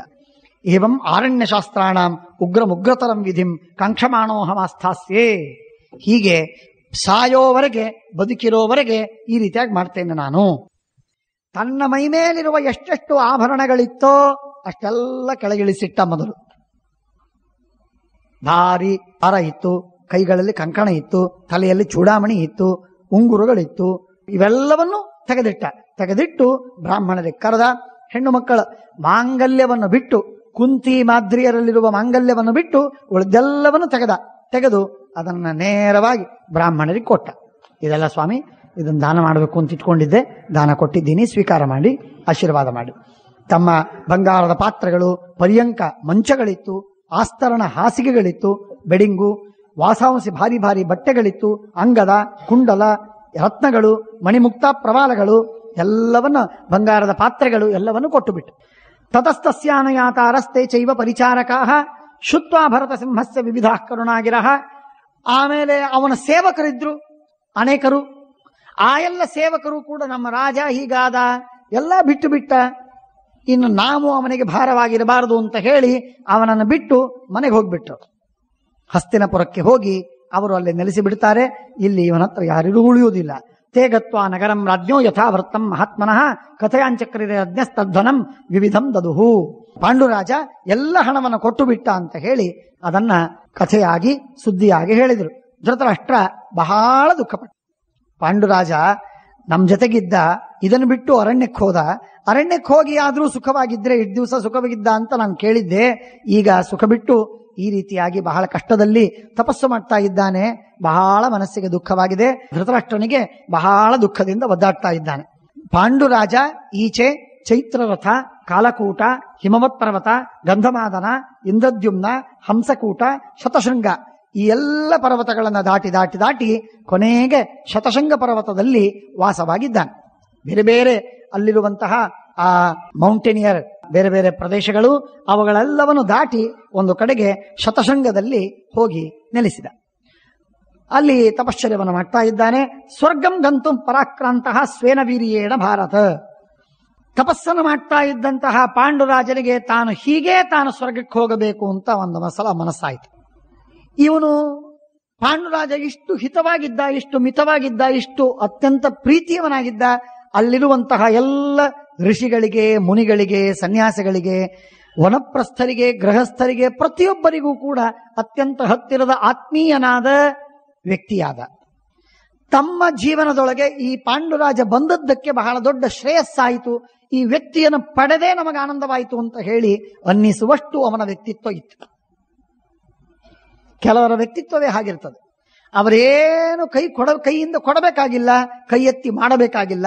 ಆದರೆ ಅವರು ಇದ್ದ ಮಾತ್ರಕ್ಕೇನೆ ಅವರಿಂದ ಅವರ ಸಂಪರ್ಕವೇ ನಮಗೆ ಹಿತ, ಅವರಿಂದ ನಮ್ಮ ಉದ್ಧಾರ, ಅವರಿಂದ ನಮಗೆ ಒಳಿತು, ಒಳ್ಳೆಯ ಮಾರ್ಗದರ್ಶನ, ಅತ್ಯಂತ ಪ್ರೀತಿಯ ನಲುಮೆಯ ಇವನು ವ್ಯಕ್ತಿ ಎಂಬುದಾಗಿ ಇರ್ತಾರೆ. ಆ ತರಹ ಪಾಂಡು ಇದ್ದ. ಹೇಳ್ತಾರೆ, ಕೇಶಾಂಚಿದ ಅಭವದ್ ಭ್ರಾತ. ಕೆಲವರಿಗೆ ಅವನು ಅಣ್ಣನಾಗಿದ್ದ, ಕೆಲವರಿಗೆ ಅವನು ತಮ್ಮನಾಗಿದ್ದ. ಅಷ್ಟು ಪ್ರೀತಿಯಿಂದ ಇದ್ದ. ಕೇಶಾಂಚಿದ ಅಭವತ್ ಸಖ. ಇನ್ ಕೆಲವರಿಗೆ ಗೆಳೆಯನಾಗಿದ್ದ. ಪಾಂಡುರಾಜ ದೂರ ಆದ ಅಂದ್ರೆ ಅವನ ತಮ್ಮ ಹೋದಂತೆ, ಅಣ್ಣ ಹೋದಂತೆ, ಗೆಳೆಯನನ್ನ ಕಳ್ಕೊಂಡಂತೆ. ಇಷ್ಟು ಅವರಿಗೆ ಫೀಲ್ ಆಗ್ತಿತ್ತು. They used to miss him. ಇದಕ್ಕೆ ಮನುಷ್ಯನ ವ್ಯಕ್ತಿತ್ವ ಬೇಕಾಗ್ತದೆ. ಮನುಷ್ಯನ ವ್ಯಕ್ತಿತ್ವ ಬೇಕು. ವ್ಯಕ್ತಿತ್ವವಿಲ್ಲದೆ ಇದ್ರೆ ಯಾವ ಮನುಷ್ಯನೂ ಯಾರಿಗೂ ಏನೂ ಆಗುವುದಿಲ್ಲ. ನ್ಯೂಸನ್ಸ್ ವ್ಯಾಲ್ಯೂ ಅಷ್ಟು ಮಾತ್ರ ಇರಬಹುದು ಬಹಳ. ಆದರೆ ಅವನು ಹಿತನಾದವನು ಅಣ್ಣ, ತಮ್ಮ, ಗೆಳೆಯ, ತಂದೆ, ಮಗ ಅನ್ನುವಂತೆ ಆಗಬೇಕಾದರೆ ಅವನ ವ್ಯಕ್ತಿತ್ವನೇ ಬೇರೆ. ಹಾಗಾಗಿ ನಾವು ಈ ವ್ಯಕ್ತಿಯನ್ನ ಮಿಸ್ ಮಾಡ್ತಾ ಇದ್ದೀವಿ ಅಂತಂದ್ರೆ ಅವನೊಬ್ಬ ವ್ಯಕ್ತಿ ಅಂತ ಅರ್ಥ, ಅವನ ವ್ಯಕ್ತಿತ್ವ ಇದೆ ಅಂತ ಆಯ್ತು. ಯಾವನನ್ನ ಯಾರೂ ಮಿಸ್ ಮಾಡುವುದಿಲ್ಲಲ್ಲ, ಅವನಿಗೆ ಏನೂ ವ್ಯಕ್ತಿತ್ವ ಇಲ್ಲ ಅಂತ ಅರ್ಥ. ಯಾವನು, ಇದು ಬಹಳ ವಿಚಿತ್ರ ನೋಡ್ರಿ, ಇಲ್ಲಿ ಹೇಳ್ತಾ ಇದ್ದಾರೆ, ಸತು ಕಾಲೇನ ಮಹತಾ ಪ್ರಾಪ್ಯ ನಿಷ್ಕಲ್ಮಷಂ ತಪಃ ಬ್ರಹ್ಮರ್ಷಿ ಸದೃಶ ಪಾಂಡುರ್ ಬಭೂವ ಭರತರ್ಷಭ. ಬ್ರಹ್ಮರ್ಷಿಗಳು ಎಷ್ಟು ಶುದ್ಧವಾದ ತಪಸ್ಸು ಪಡೆದವರೋ ಹಾಗೆ ಈ ಪಾಂಡುರಾಜನು ಕೂಡ ಅಷ್ಟೇ ಉತ್ತಮ ತಪಸ್ವಿಯಂತೆ ಆಗಿಬಿಟ್ಟು, ಭಾರಿ ಶ್ರೇಷ್ಠ ತಪಸ್ವಿ ಅಂತೆ ಆಗಿದ್ದಾನೆ. ಅಮಾವಾಸ್ಯಾಂತ ಸಹಿತಾ ಋಷಯ ಸಂಶಿತವ್ರತಾ ಬ್ರಹ್ಮಾಣಂ ದಷ್ಟು ಕಾಮಾಸ್ತೆ. ಒಂದು ಸಲ ಎಲ್ಲ ಋಷಿಗಳು ಸೇರಿಕೊಂಡು ಕೂಡಿ, ಆ ಋಷಿಗಳಿಗೆ ಆ ಸಾಮರ್ಥ್ಯವಿದೆ, ಅವರೆಲ್ಲ ಕೂಡಿಕೊಂಡು ವಿಚಾರ ಮಾಡಿದರು, ನಾವು ಸತ್ಯಲೋಕಕ್ಕೆ ಹೋಗಿ ಬ್ರಹ್ಮದೇವರನ್ನ ಭೇಟಿಯಾಗಿ ಬರೋಣ ಅಂತ ಅವರೆಲ್ಲ ಸಮಾಲೋಚನೆ ಮಾಡಿಕೊಂಡು ಹೊರಟಾಗ ಅವರೆಲ್ಲರೂ ಹೊರಟು ಅಂತ ಅನ್ನೋದು ಗೊತ್ತಾಯ್ತು. ಅಮಾವಾಸ್ಯ ದಿವಸ ಅವತ್ತು ಪಾಂಡುರಾಜ ಹೋಗಿ ಕೇಳ್ತಾನೆ, ಏನ್ ಸ್ವಾಮಿ ಎಲ್ಲರೂ ಹೊರಟಿದ್ದಾರಲ್ಲ, ಎಲ್ಲಿ ಹೋಗ್ತಾ ಇದ್ದೀರಿ? ಇಲ್ಲ, ಬ್ರಹ್ಮದೇವರ ಒಂದು ದೊಡ್ಡದಾದಂತಹ ಒಂದು ಭೇಟಿಯಾಗುವ ಮೀಟಿಂಗ್ ಇದೆ. ಸಮವಾಯೋ ಮಹಾನದ್ಯ ಬ್ರಹ್ಮಲೋಕೆ ಮಹಾತ್ಮನ, ದೇವತೆಗಳು ಋಷಿಗಳು ಪಿತೃಗಳು ಎಲ್ಲ ಮಹಾತ್ಮರಿಗೆ, ಆದ್ದರಿಂದ ನಾವು ಹೋಗ್ತಾ ಇದ್ದೇವೆ. ಪಾಂಡುರಾಜ ಎದ್ದ, ನಾನು ಬರ್ತೀನಿ ಸ್ವಾಮಿ ನಿಮ್ ಜೊತೆಗೆ, ನಂದೇನ್ ತಪಸ್ಸು ಕಮ್ಮಿ ಇಲ್ಲ, ಬೇಕಾದಷ್ಟು ತಪಸ್ಸಿದೆ, ನನಗೂ ಸಾಮರ್ಥ್ಯವಿದೆ, ನಾನು ನಿಮ್ ಜೊತೆಗೆ ಬರ್ತೀನಿ. ಶ್ರೀಮದಾಚಾರ್ಯರು ಈ ಎಲ್ಲ ಮಾತುಗಳನ್ನ, ನಾನು ನಿಜವಾಗಿ ಶ್ರೀಮದಾಚಾರ್ಯರ ತಾತ್ಪರ್ಯ ನಿರ್ಣಯದ ಬೇರೆ ಬೇರೆ ಅಂಶಗಳನ್ನು ಹೇಳುವುದನ್ನು ಬಿಟ್ಟೆ ಇವತ್ತು, ಆದರೆ ಈ ಎಲ್ಲ ಕಥೆಗಳನ್ನು ಶ್ರೀಮದಾಚಾರ್ಯ ಎಷ್ಟು ಸುಂದರವಾಗಿ ಹೆಣೆದಿದ್ದಾರೆ, ನಿರ್ಣಯ ಪೂರ್ವಕವಾಗಿ ಹೇಳ್ತಾರೆ. ಅದ್ಭುತ ಅದ್ಭುತ.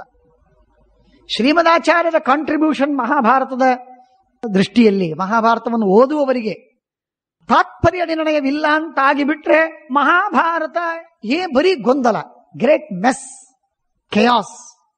ಆಚಾರ್ಯರ ತಾತ್ಪರ್ಯ ನಿರ್ಣಯವನ್ನು ಇಟ್ಕೊಂಡ್ರೆ ಎಲ್ಲ ದಾರಿ ಸುಗಮ, ಎಲ್ಲ ದಾರಿ ಸುಗಮ, ಎಲ್ಲೂ ಕಠಿಣ ಇಲ್ಲ, ಯಾವುದು ವಿಷಮವಲ್ಲ, ಯಾವುದು ದುರ್ಗವಲ್ಲ, ಪ್ರತಿಯೊಂದು ಮಾತನ್ನು ಸುಲಭವಾಗಿ ನಾವು ಅರ್ಥ ಮಾಡಿಕೊಳ್ಳಬಹುದು. ಇದು ಶ್ರೀಮದಾಚಾರ್ಯ ಮಾಡಿಕೊಟ್ಟಂತಹ ದೊಡ್ಡ ಲಾಭ. ಪಾಂಡುರುತ್ಥಾಯ ಸಹಸಾ ಗಂತು ಕಾಮೋ ಮಹರ್ಷಿಭಿ ಸ್ವರ್ಗಪಾರಂ ತಿತೀರ್ಷುಸ್ಸ ಶತಶೃಂಗಾದುದನ್ಮುಖ. ಶತಶೃಂಗ ಎಂಬ ಪರ್ವತ, ಮೊದಲೇ ಅದಕ್ಕೆ ಶತಶೃಂಗ ಎಂಬ ಹೆಸರಿತ್ತು, ಇದು ಮೊದಲು ಗಮನದಲ್ಲಿಟ್ಕೊಳ್ರಿ. ಆ ಶತಶೃಂಗ ಎಂಬ ಪರ್ವತವೇನಿತ್ತೋ 100 ಅದರ ಶೃಂಗಗಳು, ಅದಕ್ಕೆ 100, ಹಾಗಾಗಿ ಅದಕ್ಕೆ ಶತಶೃಂಗ ಅಂತ ಹೆಸರಿತ್ತು. ಅದರಿಂದ ಉತ್ತರಕ್ಕೆ ಮುಖ ಮಾಡಿಕೊಂಡು ಇವನೂ ಕೂಡ ಹೊರಟ. ಹೋಗ್ತಾ ಇದ್ರೆ ಆಗ ಅವರು ಹೇಳ್ತಾರೆ, ಆಕ್ರೀಡ ಭೂಮಿಂ ದೇವಾನಾಂ ಗಂಧರ್ವಾಪ್ಸರ ಸಂತಥಾ ಸಂತಿ ನಿತ್ಯ ಹಿಮಾದೇಶ. ಗ್ಲೇಸಿಯರ್, ಬರೀ ಐಸು ಇರುವಂತಹ ಪ್ರದೇಶ, ಅಲ್ಲಿ ಬರೀ ಆಯುಸ್ಸು ಮಾತ್ರ ಇದೆ, ಇನ್ನೇನಿಲ್ಲ. ಇಂಥ ಒಂದು ಪ್ರದೇಶ, ನಿರ್ವೃಕ್ಷ ಮೃಗಪಕ್ಷಿಣ, ಒಂದು ಗಿಡ ಕಾಣುವುದಿಲ್ಲ, ಒಂದು ಪಕ್ಷಿ ಕಾಣುವುದಿಲ್ಲ, ಒಂದು ಮೃಗ ಕಾಣುವುದಿಲ್ಲ. ಇಂಥ ಚಳಿಯ ಪ್ರದೇಶ, ಐಸಿನ ಬರ್ಫಿನ ಪ್ರದೇಶ. ಆ ಪ್ರದೇಶಕ್ಕೆ ನಾವು ಹೋಗ್ತಾ ಇದ್ದೇವೆ. ಅದರ ಮೇಲೆ ನಡೆದುಕೊಂಡು ನಾವು ಉತ್ತರಕ್ಕೆ ಹೋಗಿ ಆಮೇಲೆ ನಾವು ಮೇಲೆ ಬ್ರಹ್ಮಲೋಕಕ್ಕೆ ಹೋಗ್ತೇವೆ. ಸಂತಿ ಕ್ವಚಿನ್ ಮಹಾದರ್ಯ ದುರ್ಗಾ ಕಾಶಿತ್ ದುರಾಸದಾಹ. ಕೆಲವು ದುರ್ಗಗಳ ಕೆಲವು ಅಲ್ಲಿ ಗುಹೆಗಳಿವೆ, ಆ ಗುಹೆಗಳ ಹತ್ರನೂ ಹೋಗ್ಲಿಕ್ಕಾಗುವುದಿಲ್ಲ, ಅಂಥ ಭಯಾನಕವಾಗಿದೆ. ಒಳಗೆ ಹೋದರೆ ಹೊರಗೆ ಬರ್ಲಿಕ್ಕಾಗುವುದಿಲ್ಲ, ಅಂಥ ಗುಹೆಗಳು ಕೆಲವು, ಅವುಗಳನ್ನು ದಾಟ್ಲೇಬೇಕು, ಕೆಲವೊಮ್ಮೆ ಅನಿವಾರ್ಯ. ನಾತಿಕ್ರಮೇತ ಪಕ್ಷೀಯಾನ್ ಕುತ ಏವ ಇತರೆ ಮೃಗಾಹ. ಅದನ್ನ ಒಂದು ಪಕ್ಷಿ ಹಾರಿ ಹೋಗುವುದು ಸಾಧ್ಯವಿಲ್ಲ, ಪಕ್ಷಿ ಹಾರಿ ಹೋಗುವುದು ಸಾಧ್ಯವಿಲ್ಲ, ಇನ್ನು ಮೃಗಗಳೇನು ಹೋಗ್ತವೆ. ಆದರೆ ನಾವು ಅಲ್ಲಿಂದ ಹೋಗಬೇಕಾಗಿದೆ. ವಾಯುರೇಕೋ ಹಿ ಅತ್ಯಂತ ಸಿದ್ಧಶ್ಚ ಪರಮರ್ಷಯ. ಸಿದ್ಧರಾದ ಪರಮರ್ಷಿಗಳು ಮಾತ್ರ ಇಂಥ ಗುಹೆಯ ಒಳಗಿನಿಂದ ಆರುಪಾರಾಗಿ ಹೋಗ್ತಾರೆ. ಗಚ್ಚಂತೌ ಶೈಲರಾಜೇಸ್ಮಿನ್ ರಾಜಪುತ್ರೌ ಕಥನ್ಯುಮೆ ನಸೀದೇತಾ ಮದುಃಖಾರ್ಹೆ ಮಾಗಮೋ ಭರತರ್ಷಭ. ಋಷಿಗಳು ಹೇಳ್ತಾರೆ, ಅಪತ್ಯ ಮನಘಂ ರಾಜನ್ ವಯಂ ದಿವ್ಯೇನ ಚಕ್ಷುಷ. ಋಷಿಗಳು ಹೇಳಿದರು, ನಿನಗೆ ಸಂತಾನವಿಲ್ಲ, ಸಂತಾನವಿಲ್ಲದೆ ಇದ್ದದ್ದರಿಂದ ನಿನಗೆ ಸಂತಾನವಾಗುವವರೆಗೆ ನೀನು ಬ್ರಹ್ಮಲೋಕಕ್ಕೆ ಬರುವ ಕೆಲಸವನ್ನು ಮಾಡ್ಲಿಕ್ಕೆ ಹೋಗಬೇಡ. ಯಾಕೆ ಅಂದ್ರೆ ನೀನು ಬ್ರಹ್ಮಲೋಕಕ್ಕೆ ಬರುವುದು ಅಂದ್ರೆ ಈ ಭೂಲೋಕದ ಸಂಪರ್ಕವನ್ನೇ ತಪ್ಪುವುದು. ಭೂಲೋಕದ ಸಂಪರ್ಕವನ್ನು ತಪ್ಪಿಸುವುದಕ್ಕೆ ನಿನಗೆ ಅಧಿಕಾರ ಇನ್ನೂ ಬಂದಿಲ್ಲ. ಅದಕ್ಕೆ ಕಾರಣ ಇಷ್ಟು, ಪ್ರತಿಯೊಬ್ಬ ಮನುಷ್ಯ ಒಂದೊಂದು ಉದ್ದೇಶವನ್ನು ಇಟ್ಟುಕೊಂಡು ಹುಟ್ಟುತ್ತಾನೆ. ಒಬ್ಬೊಬ್ಬ ಒಂದೊಂದು ಉದ್ದೇಶವನ್ನು ಅವನು ಇಟ್ಕೋತಾನೋ ಇಲ್ವೋ, ಆದರೆ ಒಂದೊಂದು ಉದ್ದೇಶಕ್ಕಾಗಿ ದೇವರು ಆ ವ್ಯಕ್ತಿಯನ್ನು ಹುಟ್ಟಿಸಿರ್ತಾನೆ. ಯಾವ ಉದ್ದೇಶಕ್ಕಾಗಿ ಒಬ್ಬ ವ್ಯಕ್ತಿಯನ್ನ ಪರಮಾತ್ಮ ಹುಟ್ಟಿಸಿದ್ದಾನೆ, ಆ ಉದ್ದೇಶವನ್ನು ಅವನು ಪೂರೈಸದೆ ಎಂದೆಂದಿಗೂ ಕೂಡ ಸದ್ಗತಿಯನ್ನು ಹೊಂದಲು ಸಾಧ್ಯವಿಲ್ಲ. ಇದು ನಿಶ್ಚಿತ. ಮೊಟ್ಟ ಮೊದಲು ಮನುಷ್ಯ ಅವನು ಯಾವ ಕೆಲಸಕ್ಕಾಗಿ ಅವನು ಕಮಿಷನ್ಡೋ ಆ ಕೆಲಸವನ್ನು ಅವನು ಮಾಡತಕ್ಕದ್ದು. ಯಾವ ಕೆಲಸಕ್ಕೆ ಅವನು ಆಯುಕ್ತನಾಗಿದ್ದಾನೆ ಆ ಕೆಲಸವನ್ನು ಮಾಡದೆ ಅವನು ಬೇರೆ ಯಾವ 1000 ಕೆಲಸಗಳನ್ನು ಮಾಡಲಿ ಅವನಿಗೆ ಹಿತವಾಗುವುದಿಲ್ಲ, ಸದ್ಗತಿಯಾಗುವುದಿಲ್ಲ. ಶ್ರೀಮದಾಚಾರ್ಯರ ಒಂದು ಈ ಎಲ್ಲ ಸಮಸ್ತವಾದ ಅಧ್ಯಾಯದ ಸಾರಾಂಶ ರೂಪದಲ್ಲಿ ಒಂದು ಶ್ಲೋಕ. ಯದರ್ಥಮೇಷ ಜಾಯತೆ ಪುಮಾನ್ಹಿ ತಸ್ಯ ಸಹ ಅಕೃತೇಹೇ ಶುಭಾಂ ಗತಿಂ ನತು ವ್ರಜೆ. ಬಹಳ ಮಹತ್ವದ ಮಾತು. ಪ್ರತಿಯೊಬ್ಬ ಮನುಷ್ಯನಿಗೂ ಭಗವಂತನಿಂದ ನಿಯುಕ್ತವಾಗಿರುವ ಒಂದು ಕಾರ್ಯ ಇದೆ. ಕಾರ್ಯ ಇಲ್ಲದೇನೆ ಯಾರ್ಯಾರು ಜಗತ್ತಿನಲ್ಲಿ ಹುಟ್ಟಿಲ್ಲ. ಅಷ್ಟಷ್ಟು ಕೆಲಸವನ್ನು ಅವರು ಮಾಡಬೇಕು, ಅಷ್ಟಷ್ಟು ಅವರು ಕೆಲಸವನ್ನು ಮಾಡಬೇಕು. ಕೆಲವರಿಗೆ ಕರ್ತವ್ಯ ಕರ್ಮಗಳಿವೆ, ಕೆಲವರಿಗೆ ಅನುಭವಿಸಬೇಕಾಗಿರುವ ಹಣೆಬರಹ ಇದೆ. ಅಷ್ಟೆಷ್ಟೆಲ್ಲ ಇದೆ, ಅಷ್ಟಷ್ಟು ಅವರು ಮಾಡಬೇಕು. ಅಂದ್ರೆ ಮಾತ್ರ ಅವರು ಮುಗಿತದೆ. ಯದರ್ಥಮೇಷ ಜಾಯತೆ ಪುಮನ್ಹಿ ತಸ್ಯ ಸೋಕೃತೇ ಶುಭಾಂ ಗತಿಂ ನತು ವ್ರಜೆ. ಹಾಗಾಗಿ ನಿನಗೆ ಉತ್ತಮವಾದ ಸಂತಾನವನ್ನು ಪಡೆಯುವ ಭಾಗ್ಯ ಉಂಟು ನಿನಗೆ ಅಂತ ಹೇಳ್ತಾರೆ ಋಷಿಗಳು. ಈ ಮಾತನ್ನು ಹೇಳಿದ ತಕ್ಷಣಕ್ಕೆ ಆಗ ಅವನು ಆಲೋಚನೆ ಮಾಡಿದೆ, ಏನಿದು, ನನಗೆ ಕಿಂದವರ ಶಾಪವಾಗಿದೆ, ನನಗೇನು ಸಂತಾನವಾಗಲಿ ಸಾಧ್ಯ? ಶ್ರೀಮದಾಚಾರ್ಯ ಈ ಸಂದರ್ಭದಲ್ಲಿ ನಿರ್ಣಯವನ್ನು ಕೊಡ್ತಾರೆ. ಪ್ರಧಾನ ದೇವತಾ ಜನೇರ್ ನಿಯೋಕ್ತು ಆತ್ಮನ ಪ್ರಿಯಾಂ. ಬಹಳ ವಿಚಿತ್ರವಾದ, ಸ್ವಲ್ಪ ನಿಧಾನವಾಗಿ ಕೇಳಿ. ಪಾಂಡುರಾಜನಿಗೆ ಕಿಂದಮರ ಶಾಪವಾದದ್ದರಿಂದ ಸಂತಾನ ಇಲ್ಲ. ಅವನಿಗೆ ಸ್ವಂತ ಸಂತಾನವಿಲ್ಲ ಅಂತಾದ ಮೇಲೆ ಅವನಿಗೆ ಮಕ್ಕಳಾಗದೆ ಅವನಿಗೆ ಸದ್ಗತಿ ಆಗುವಂತಿಲ್ಲ. ಶಾಪ ವಿರುದ್ಧ ಮೇಲೆ ಮಕ್ಕಳಾಗೋ ಬಗೆ ಏನು ಅನ್ನುವ ಪ್ರಶ್ನೆ ದೊಡ್ಡದು. ಅದಕ್ಕೆ ನಿಯೋಗದ ಪದ್ಧತಿಯಿಂದ ಸಂತಾನವನ್ನು ಪಡೆಯಬೇಕಾದದ್ದು ಉಂಟು. ನಿಯೋಗದ ಪದ್ಧತಿಯಿಂದ ದೇವತೆಗಳಿಂದ ಸಂತಾನವನ್ನು ಪಡೆಯಲಿಕ್ಕೆ ಕುಂತಿ ಸರ್ವಥಾ ತಯಾರಿಲ್ಲ, ಒಪ್ಪಿಗೆ ಇಲ್ಲ ಕುಂತಿಗೆ. ಅವಳು ಅದನ್ನ ಅತಿಯಾಗಿ ಕಟುವಾಗಿ ನಿಷೇಧ ಮಾಡ್ತಾಳೆ, ಬಹಳ ಟೀಕೆ ಮಾಡ್ತಾಳೆ, ಖಂಡನೆ ಮಾಡ್ತಾಳೆ. ನನಗೆ ಒಪ್ಪಿಗೆ ಇಲ್ಲ ಅಂತ ಹೇಳ್ತಾಳೆ. ಆದರೂ ಕೊನೆಗೆ ಪ್ರಾಣನಾಥ ಪ್ರಿಯ, ನೀನು ಹೇಳ್ತೀಯ, ಆದ್ದರಿಂದ ನಾನು ಒಪ್ಪಿಕೊಳ್ತೇನೆ ಅಂತ ಗಂಡನ ಆಜ್ಞೆಯನ್ನು ಪಾಲಿಸುವುದಕ್ಕಾಗಿ ನಿಯೋಗಕ್ಕೆ ಒಪ್ಪಿಕೊಳ್ತಾಳೆ. ಹೀಗಿರುವ ಸಂದರ್ಭದಲ್ಲಿ ಪಾಂಡುರಾಜ ಅವನು ಗತಿಸಿ ಹೋದರೆ, ಅವನಿಗೆ ಸಂತಾನವಿಲ್ಲ ಅಂತ ಆಗಿಬಿಟ್ರೆ ಅವನಿಗೆ ಸದ್ಗತಿ ಆಗುವುದಿಲ್ಲ. ಸದ್ಗತಿ ಆಗುವುದಿಲ್ಲ ಅಂತ ಆಗಬಾರದು ಅಂತ ಆಗಿದ್ರೆ ಅವನಿಗೆ ಸಂತಾನವಾಗುವುದು ಅತ್ಯಂತ ಅನಿವಾರ್ಯವಿತ್ತು. ಈಗ ಅದನ್ನು ನಾವು ಆಲೋಚನೆ ಮಾಡಿದಾಗ ಋಷಿಗಳೆಲ್ಲ ಹೇಳ್ತಾರೆ, ನೀನಿದ್ದರೆ ನಿನ್ನ ಹೆಂಡತಿಗೆ ನೀನು ಪ್ರೇರಣೆ ಮಾಡಬಹುದು, ಆಜ್ಞೆ ಕೊಡಬಹುದು. ಆಜ್ಞೆ ಮಾಡಿದರೆ ಕುಂತಿಯಲ್ಲಿ ಮಕ್ಕಳಾಗಬಹುದು. ಕುಂತಿಯಲ್ಲಿ ಮಕ್ಕಳಾದರೆ ನಿನಗೆ ಸದ್ಗತಿ ಆಗ್ಲಿಕ್ಕೆ ಸಾಧ್ಯ. ನಿಯೋಕ್ತು ಆತ್ಮನ ಪ್ರಿಯಾಂ, ನೀನು ಆ ಕೆಲಸವನ್ನು ಮಾಡಬೇಕಾದದ್ದು. ಆದ್ದರಿಂದ ನೀನು ಇಲ್ಲಿದ್ದು ಸಂತಾನವನ್ನ ಮಕ್ಕಳನ್ನ ಪಡೆದು ದೇವತೆಗಳಿಂದ, ಉತ್ತಮ ದೇವತೆಗಳಿಂದ ಸಂತಾನವನ್ನ ಪಡೆದು ಆಮೇಲೆ ನೀನು ಸ್ವರ್ಗಕ್ಕೆ ಬರುವಿಯಂತಿ. ಅಲ್ಲಿಯವರೆಗೆ ನಿನಗೆ ಸದ್ಗತಿ ಆಗುವುದಿಲ್ಲ ಅಂತ ಋಷಿಗಳು ನಿಷೇಧ ಮಾಡ್ತಾರೆ. ನಿಷೇಧ ಮಾಡಿದ ಮೇಲೆ ಅಪತ್ಯಂ ಗುಣಸಂಪನ್ನಂ ಲಬ್ಧ ಪ್ರೀತಿಕರಂ ಹಸಿ, ಉತ್ತಮವಾದ ಪ್ರೀತಿಕರವಾದಂತಹ ಸಂತಾನವನ್ನು ಪಡೆಯುವ ಭಾಗ್ಯ ನಿನಗುಂಟು. ಅದಕ್ಕೆ ನೀನು ಆಜ್ಞೆಯನ್ನು ಮಾಡಬೇಕಾದ ಕರ್ತವ್ಯ ನಿನ್ನದಾಗಿದೆ. ಆದ್ದರಿಂದ ಅದಕ್ಕಾಗಿ ನೀನು ಮೀಸಲಾಗಿರು, ನೀನು ಬರ್ಲಿಕ್ಕೆ ಹೋಗ್ಬೇಡೀಗ ಅಂತ ಹೇಳ್ತಾರೆ. ತತ್ಸುತ್ವ ತಾಪಸವಚಃ ಪಾಂಡುಶ್ಚಿಂತಾಪರೋಭವತ್. ಆಗ ಆಲೋಚನೆ ಮಾಡಿದ, ಇವನು ನನಗೆ ಸಂತಾನವಾಗ್ತದೆ ಅಂತ ಹೇಳ್ತಾರಲ್ಲ, ಇವರು ಹೇಗಾಗ್ತದೆ ನನಗೆ ಅಂತ ಆಲೋಚನೆ ಮಾಡ್ತಾ ಇದ್ದಾನೆ. ಈಚೆ ಇದು ಒಂದು ಘಟ್ಟ. ಈಚೆ ವಿದುರನಿಗೆ ವಿವಾಹವಾಗಬೇಕು. ವಿದುರನಿಗೆ ವಿವಾಹ, ಯಾಕಂದ್ರೆ ಧೃತರಾಷ್ಟ್ರನ ವಿವಾಹವನ್ನ ಮಾಡಿ ಗಾಂಧಾರಿ ಮತ್ತು ಶಕುನಿ ಮನೆಗೆ ಬಂದದ್ದಾಯ್ತು. ಜೊತೆಗೆ 10 ಜನ ತಂಗಿಯರು, ಜೊತೆಗೆ 100 ಜನ ಹೆಣ್ಣಂದ್ರು, ಇವರೆಲ್ಲ ಬಂದದ್ದಾಯ್ತು. ಪಾಂಡುರಾಜನ ವಿವಾಹವಾಯಿತು. ಇನ್ನು ಮೇಲೆ ವಿದುರನ ವಿವಾಹವನ್ನ ಹೇಳ್ತಾರೆ. ಪಾರಸವೀಂ ಕನ್ಯಾಂ ದೇವಕಸ್ಯ ಮಹೀಪತೇಹೇ. ದೇವಕ ಎಂಬ ರಾಜನ, ದೇವಕ ಅಂದ್ರೆ ದೇವಕಿಯ ತಂದೆ ದೇವಕ, ಆ ದೇವಕಿಯ ತಂದೆಯಾಗಿರುವಂತಹ ದೇವಕ, ಆ ದೇವಕನ ಮಗಳು. ಎಂಥ ಮಗಳು ಅಂತಂದ್ರೆ ಪಾರಸವೀಂ ಕನ್ಯಾಂ. ದೇವಕ ಇವನು ಕ್ಷತ್ರಿಯ. ಆ ಕ್ಷತ್ರಿಯರಿಂದ ಶೂದ್ರ ಯೋನಿಯಲ್ಲಿ ಹುಟ್ಟಿದಂತಹ ಮಗಳಿಗೆ ಅಥವಾ ಸಂತಾನಕ್ಕೆ ಪಾರಸವ ಪಾರಸವ ಅಂತ ಕರೀತಾರೆ. ಅಂಥ ಸಂತಾನ ಅದು ಆರುಣಿ. ಆ ಆರುಣಿ ಎಂಬಂತಹ ಮತ್ತೆ ಹೆಣ್ಣನ್ನು ಮದುವೆಯಾಗ್ತಾನೆ ವಿದುರ. ಪಾರಸವೀಂ ಕನ್ಯಾಂ, ವಿದುರನಿಗೆ ಮದುವೆಯನ್ನು ಮಾಡ್ತಾರೆ. ಆಗ ಅಲ್ಲಿ ಉತ್ತಮರಾದಂತಹ ಮಕ್ಕಳನ್ನ ಪಡಿತಾನೆ ವಿದುರ, ಶ್ರೇಷ್ಠ ಮಕ್ಕಳಾಗ್ತಾರೆ. ಈಚೆ ಅದಾಯ್ತು.